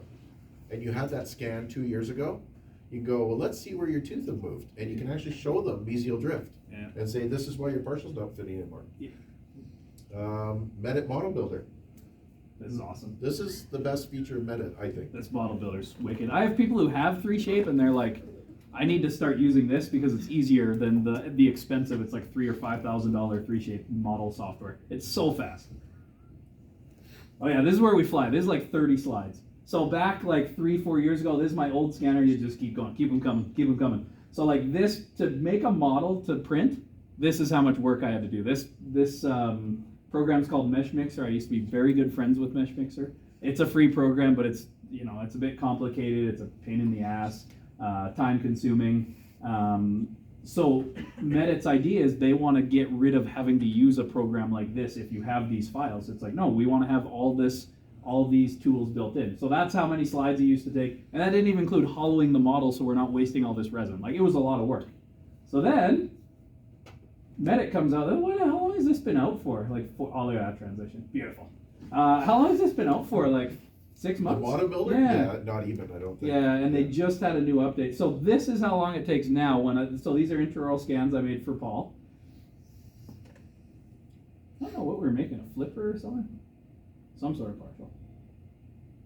Well, I think I wanted to print these and send them to Harmony. So I had to put food lines, everything like that on it. Yeah. But we just wanted to see how long it actually takes. So you're just referencing the occlusal plane, and then it will tell you, here's the base, you can adjust up or down, whatever you want. I don't know why I didn't scan the palette there. I feel like we need to make a new video. Wasn't that I couldn't, obviously. Oh, I think we were just doing a horseshoe and I was So then in it a saves rush. it. And then up here in the top, you can see the Asiga integration now. Yeah, that's And a new, it pulls up my Asiga Composer. throws those print files right into a Sega. And that's the flipped one. This is not the right spot. So you just, there's this little button, took me about eight months to learn this. When you highlight it, click this button and select what you want, it actually flattens it right to the table. It's the coolest little feature. So I think this And video then you add total. supports. Oh yeah, that's like the longest part. Yeah. I think this video total is like 1:30 for Paul to get 2 models ready and in the printer going. And again, like before, it was just like a nightmare. So when you guys are getting into this, you're gonna have a lot less problems to deal with than what I went through, because I spent a lot of time. You can tell that mesh mixer was a pain in the ass. Yeah. That was like from my first presentation on like digital, and I'm And sure this here's everyone. the printer interface saying how big you want the supports, how fast you want to print. And this will take 1 hour and 31? Yep. So 1 hour 31 to print these 2 models, There we go. once it goes into the printer. That's the video. Yeah, then I would just walk over to the printer, change the resin that I want, and away we go. All right. So this is 3Shape. I love making trays with this now. You have 10 minutes. Okay, so we scan our impression. It takes about 30 seconds to scan the impression. The file I save and then export it onto my computer. And then I call up my work order, give it a name. Up here, digital impression. Down here, you collect custom tray. This little menu comes up. It tells you what kind of printer you're using, whatever. You select the arch. Pour up with stone anymore? You just scan. Oh yeah, we still use stone. Yeah, Yeah. we try and avoid it. But No, instead of like 4 that, boxes you a month, had- so instead of 4 boxes a month, I'm down to 1 box a month. of Or a stone. month? Were we using that? Like as your I think protocol. he's making so us you- sound like you we're got busier your- than we are. That's a lot of stuff. Yeah, I was like, holy fuck. Like that picture that you just had there. That was Is just a your- preliminary impression, there's no existing denture. So I'm asking, I get it, you put it in your scanner and it makes a copy of it. Do you toss that then, or you? Yes. No. Once we have that data, it's gone. So you don't even, Yeah. was there a time where you were like, I need to have this? Oh yeah, like early on where I was like worried. Yeah, I would scan it and then go pour it up. But yeah, now it's like no. Once we have that data, we're done. Throw it away. This is in 3Shape, this is the model inverted. Again, this impression button here, took me a while to learn that, but I finally got it down, figured out. We inspect everything, there's our model. I select my outline of where I want the tray, obviously this is hyper zoomed in, like zillion times. There's our tray, and if he's doing the suction denture technique, that's where it stays. But for the sake of fun, I put in 2 finger supports, a little tray handle, and you can add any little attachment you want. You want to put holes in here, you want to label it, you can do whatever you want. And there's our finished tray. STL is now exported into Asiga. It's nested, and I do it upright. You'll learn this. Don't do it flat. They say that you're not supposed to make the arch parallel to the table. It's somewhat inaccuracy. So It has to do with pulling forces because there's more surface area sticking to the resin tray. So if there's less material touching, you're gonna have less failures ideally. yeah, and there's a lot less supports here that you use. Yeah, much better for And cleanup. second of all, like this will take about 3.5 hours to print this, but you're gone home eating dinner by now. What's the difference between a resin printer and a filament printer? FDM, yeah, So like could you use a filament printer for Yeah, a for custom custom- tray? oh, Would yeah. that be quicker? custom trays or- and stuff. Yeah, and quicker. I mean, I don't know much about the speed of FDM printers. Like, the thing with FDM printers is, yeah, like it would probably technically be faster because it's printing thicker layers. Like the reason dental we use these resin printers is we're getting down to a 1/10 of a micron. No, not that low. We're at like 30 to 50 microns per layer, whereas an FDM printer is probably going to be a lot thicker. So it all depends on height and how thick each layer is, but FDM, it has to draw each layer, whereas a resin printer, it's curing that whole layer all at once. Have and you it takes used 3 seconds. FDM printers yourself No. or not? No, I've only resin, yeah. Good question. Can you not just, I mean, if we're looking for speed and it's only a one-off, the orientation is like this right now. Yep. And if you're looking at a tray, it might not necessarily need to be perfectly accurate, so you can change it from this to this. Oh yeah, totally. Yeah, and it's just, but yeah. you'll have a whack ton of supports, and you'll be wasting resin. Well, you're wasting resin there, Yeah. but if it's speed you're looking for. Yeah. I don't need speed. Patients Totally. coming in 3 days from now, Yeah. right? Yeah. Like, yeah, none of But this no, is if you same-day were- stuff. That's what I'm saying. If you were Yeah. busy, of course, yeah, the shorter the object is, the quicker it's gonna Yeah, if the print. patient's coming in the afternoon, I'm going back to custom tray old school. Yeah. And how many things can you print at once in your printer? I get Well- about 7 trays in there. I did a model, I had 6 models in there the other day. Did you? They're Yeah. all vertical? Yeah, that was cool. Oh. Yeah, because like and the I'm learning Asiga, stacking now. like the Asiga and like the Nextent and stuff, like most of these printers do have pretty small build platforms. Like they're mostly based off like a cell phone screen. Like the new Asiga Pro 4K is like this big, so you could print like a ton. But yeah, I would say like that one picture you saw of models, 2 flat is kind of the norm. Same with denture bases. I mean, if you're angling them, maybe 4 denture Oh, bases. that little thing that's all the build area? That's it. Oh, okay. Yeah, they're small. Yeah, they're small. But you can send like 30 files to it, right? And once you scrape it off, you put the billet back in, it just goes again. You know, Okay. so you can sit at a computer, you got 30 models to do all your models, send it to the printer, and then it's just next print, next print, next print, next print. Like splints, you could probably fit like 8 or 10 on there, because again, they're just small. But yeah, no, they are small build plates. All right, so this is my new favorite friend. It's the Splint Studio from 3Shape. Just show you how Good quick it is. software. Anybody can do this if I can do it. So occlusal table's defined, and there's 3 reference points. So you see on the lingual cusp in the center line and the center central tooth. Here's your articulator opening. So over here, it'll actually identify how much you want to open it. And down here is the full opening. And it will determine for you, it will say, we're suggesting 5.6, because it knows when it does its excursions that nothing will wear a thin spot. Sorry. Blockout and path of insertion is all done. And this green line here is what I penciled on with the mouse. And there's one in the lingual to go around. And there's the first, what comes up, and this is what they say. And then over here, you can add and adapt the design. So they're actually gonna say to you, do you want this as a flat plane?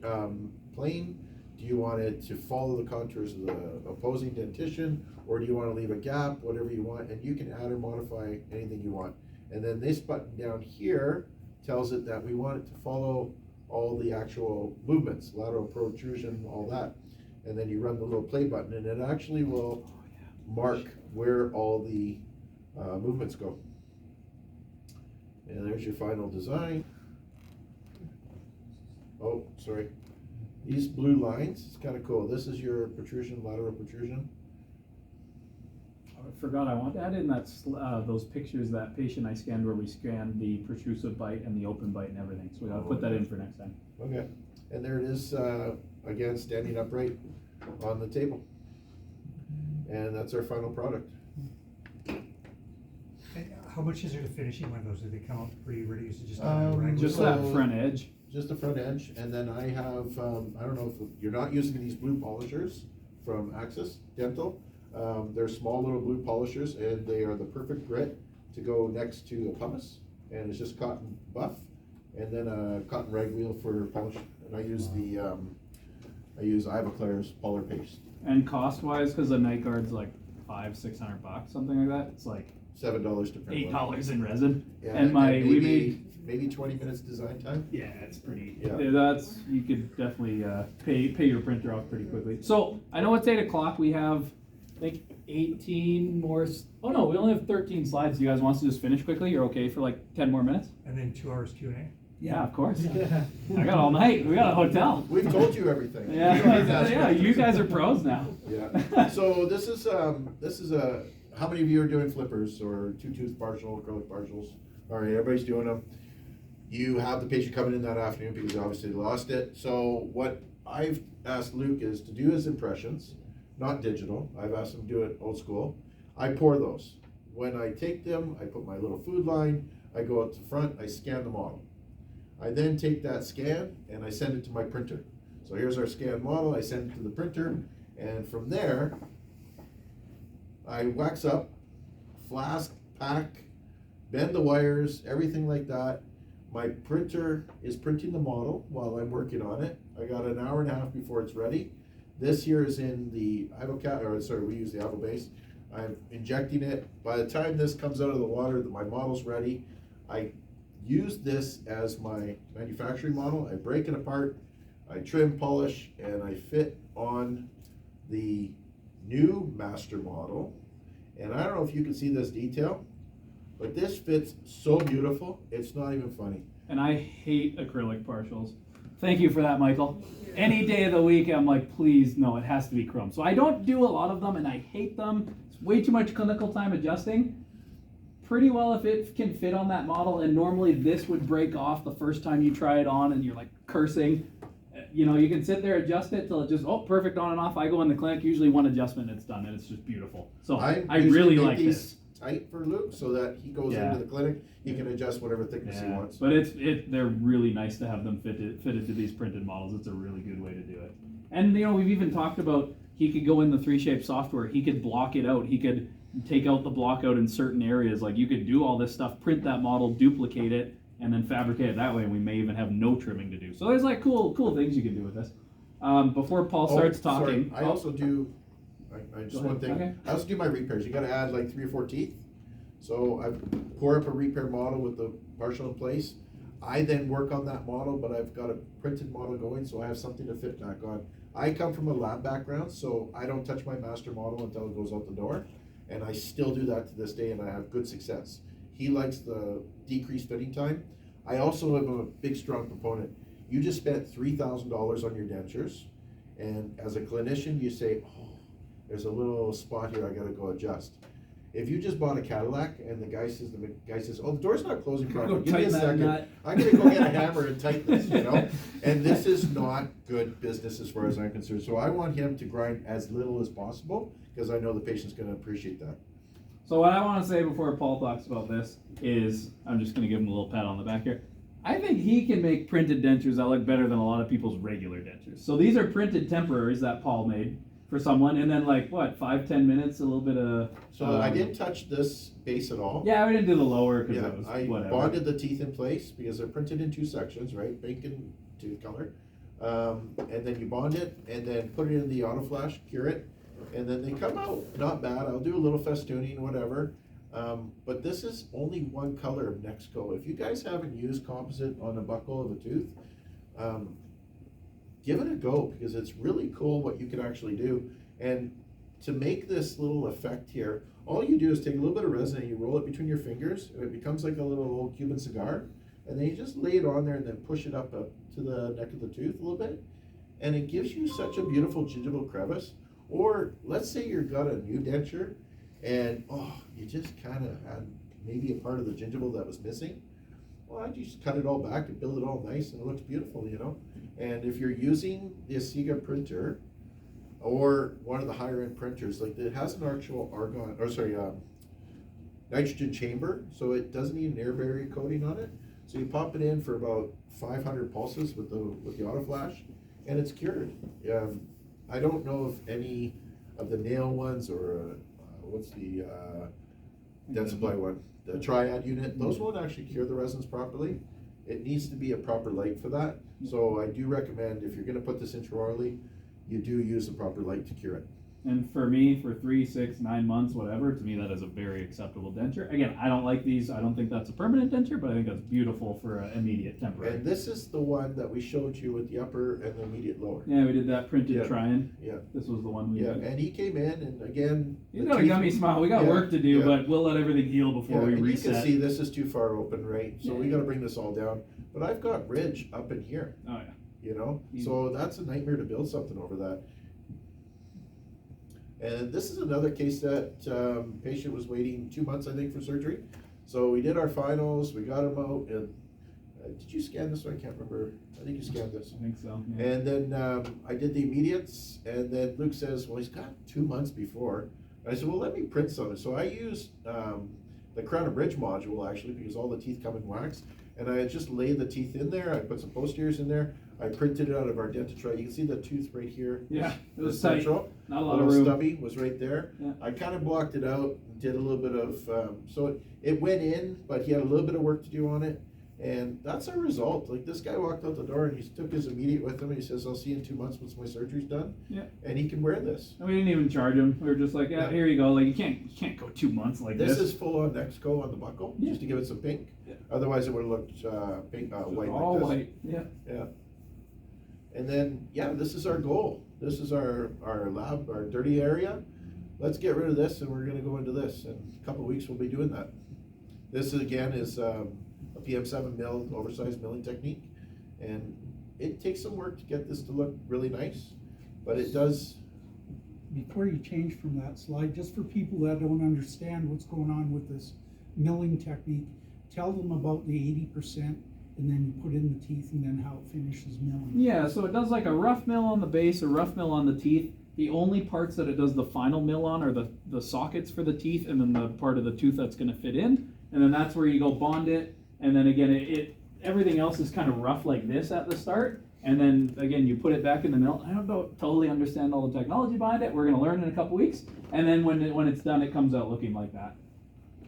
And this is my final product, right here.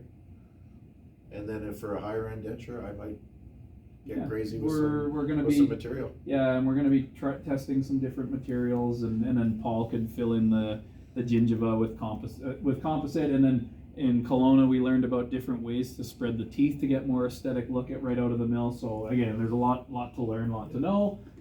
This is really quick because, like I said, now ideally we're going to get rid of this, but if you don't have one, like I think I got the shade wrong once in the last year on a partial. Yeah. So a lot less teeth getting thrown out. They're like $2,000, but they're wicked. So I would that's throw good. out 10 cards a month. Just, they're no good anymore.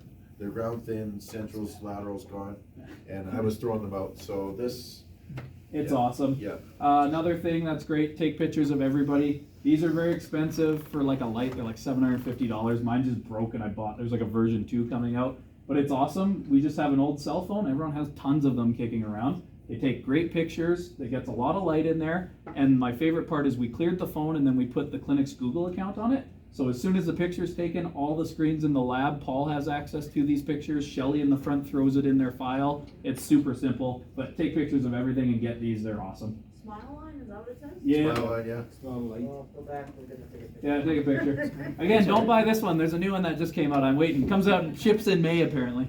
So don't go buy the old. They're expensive, but they're money well spent. And like I said, everyone has old cell phones just somewhere, and they take great pictures, but you just need light. The mouth is so dark, you need light. We have a DSLR, and I'd love to spend time, but I just don't have time to set it up, and so this works beautifully. All the pictures of patients have been with the Smile Light. Yeah.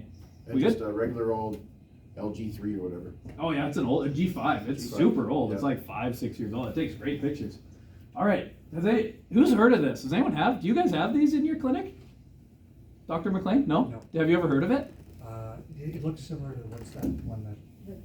Oh, the T-Bite or T-Scan or whatever? T-Scan. This thing's amazing. I love this. So I did a little, again, I have 3 slides on this. It's not very long. That Leaf guy was like, I need this. And so in Kelowna, they're stupid expensive. They're $5,000. I will warn you, it seems insane, but I love this tool. So he took it. They had a demo, and he's like, I'm taking it home with me. So he's like, here's my credit card number. I'm taking it. So all this does is it tells you the patient's biting force. And in your guys' case, the actual main reason for this, like what they advertise, is it sells implant treatment. Because basically it shows the patient that their bite force is low, and then every single, it'll say 0 to 100, 100 to 300, need implants. I don't necessarily agree with that. I think there's a lot of other ways to use it. But again, in a practice like yours, where it's like, yeah, look at how low your bite force is, and we can improve upon that. It's a great tool. Again, it's very expensive, but it works really well, and it gives really good information. It doesn't necessarily answer questions of why they're having that. That's where we come in, but it quantifies issues that people are having. And honestly, one of the really good things about this, because we all have these very difficult patients, I can't chew anything, I'm having these problems. When they come in and they bite as hard as they can and they're under 100 newtons, they're on a full liquid diet. And you can show them that no matter how good I can make these dentures, and there may be things, maybe their vertical's wrong, and I'm going to show that really quickly, but it quantifies it and it takes the blame off you and say, you know what, Mrs. Smith or whatever, I'm going to do anything I can to help you, but part of this is your musculature. You cannot bite hard enough to actually break down food. So again, I had a few patients where, you see them once a week or once every 2 days for adjustments, and then we did that. and again, I explained, yes, you need to go get implants. Those cases, I'm like, we've done everything. I'm bad, well, not bad, but I remake dentures. I do a lot of free work. I don't mind doing that for people because I want to help people. That's why I do this. But this has then said, I've done everything I can. We've done all these things. You actually need it. And it's really cool. So what do we have up first? So it's too bad Cindy isn't here. This is actually like a family friend of Cindy's. And she says, she's had like 3 sets of teeth made. She can't eat anything at all. She's having all these issues. And I was like, she's like, we're going to send her. There's a dentist in town. We're going to send her there. I'm going to pay for the implants. Like, it's all going to be good. And I was like, I just want to see this denture before we do anything. So she comes in and I'm like, oh yeah, that denture is a pretty big denture. And then again, the classic, my mouth is full, and she's having jaw pain and all this stuff. So right away, obviously, whoever made this, bless his soul, has never figured out how to measure vertical, which isn't hard, and it's underextended and whatever. So I was like, so I measured her vertical and it was like 5 millimeters over open. So anyway, so we took her bite and she was like 93. So again, full liquid diet. She cannot eat anything. So then what we did was again, this one I didn't do a digipegger. I did full on prelims. Like there's times where you're like, okay, I have to do new impressions. We can't, this is not usable. So we did everything. I measured her vertical. We got her proper bite. So we did it just a regular old way, wax try-in. Paul actually 3D scanned the wax try-in, printed it for her so we could do a bite check. And I think she went from like mid 90s to 350 just by fixing her vertical. And again, to show her that, to say, oh yeah, see your old denture, you're at 90 something, put in that one, and she's like, oh. And then she actually wore that printed try-in till the new denture was ready and was like, oh, I can eat again, I can do all these things. And again, it's nice to make those changes, but to be able to show the person exactly how much you've improved their life is really powerful. And actually, I just want to add the results too, because I was kind of in and out of the room, and she was wearing it for about 20 minutes, talking about everything else. And then she walked out front, she was booking her next appointment and talking to Shelly, and then I said to Luke, I says, oh yeah, do it again. Why don't you do it again? Yeah. So he walks out front, he says, here, give, and he scared her because she went up to what? Well, it started at like 2 something, and then at the end she was up to 350, and that was within like 10 minutes. Yeah, and he's like, oh, yeah. And she had all this force. And we haven't seen her since, because she's just like what she was telling Cindy, oh yeah, it's amazing. And I mean, she may go get implants now, but again, we were able to say, okay, well, yes, implants would make that even better, but we were able to fix things just regularly. And then there's Shelly. There's the famous Shelly that you've heard about. So this lady, again, super cool. So we made her a partial upper at some point, and then immediate lower, and she's fairly young. So I was like, please just get at least 2 locators. Like, your life's going to be better if you can do more. But she works at like a daycare or something in town. So the 2 locators was great. So her immediate that we made for her, again, she was like 130, something like that. Like, she's only in her 40s, 50s. When we did her final denture on the 2 locators, over 750, which you actually need to, that helps you know if you need to reinforce a denture. Anything over 500, they can break them in half. So then you want to use fiber force. Again, if you're a salesperson, you can say, oh, you need fiber force, you bid over 500. I'm not like that, but you can educate them and say, we should do this. Or you can put fiber force because you know they're going to break it. And then we're recording every patient. Like Leaf was telling me, oh, I had a patient with partials. I had him bite with no partials in. I had him bite with just his lower. It went from like 200 to 400, and then I think 550 with both top and bottom partials. Because the way it works is if there's teeth missing, it'll put 0 in that area, and then it averages the bite. So you're telling them, yeah. So again, there's all these cool ways to use it. This patient, like, she was like 750, like 5 times. I was like, yeah. And then she made us this awesome cake, and like, yeah, it's hugs and kisses, and like, so again, but to be able to quantify that for her was awesome.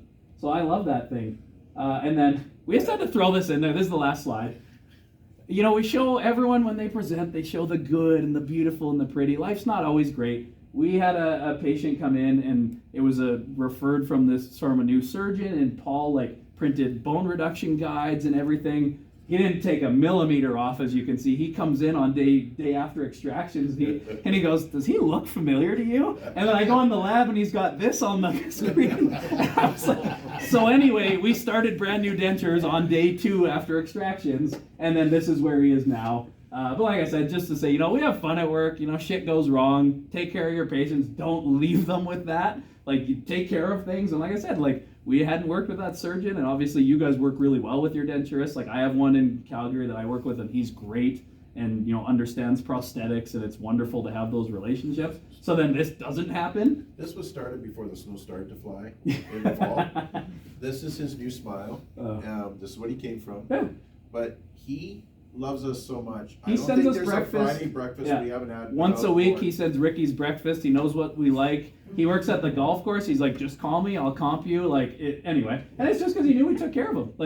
And he kept wanting to pay, and I was like, no. He used to own a construction business. We're doing fixed upper and lower eventually, but that surgeon didn't want to do it on day of, which I'm glad we didn't. But anyway, but it's but again, I just want to, not everything's perfect in life, and take care of people. And he have understands that fun the with it. dentist's a little messed up. Yeah, You know. that's all. And we don't blame. We just said, whatever. There was some miscommunication. We took care of them. And again, sorry to run late, but thank you. That was a lot of info. And if you want to get in touch with us, there's all our info. Guys, thanks for your patience. Well, that was amazing. Yeah. I kind of thought it'd be a mile wide and inch deep, but it was a lot of meat on the bone. It was Awesome. There's a lot to absorb. I did bring on my computer. If somebody wants to try and build a model with Model Builder, you're more than welcome to come and play around. You need to go home. We totally You want to understand. go, if you have That was questions. a long session. If you have any questions, please ask. Follow me on Instagram. I do post a lot.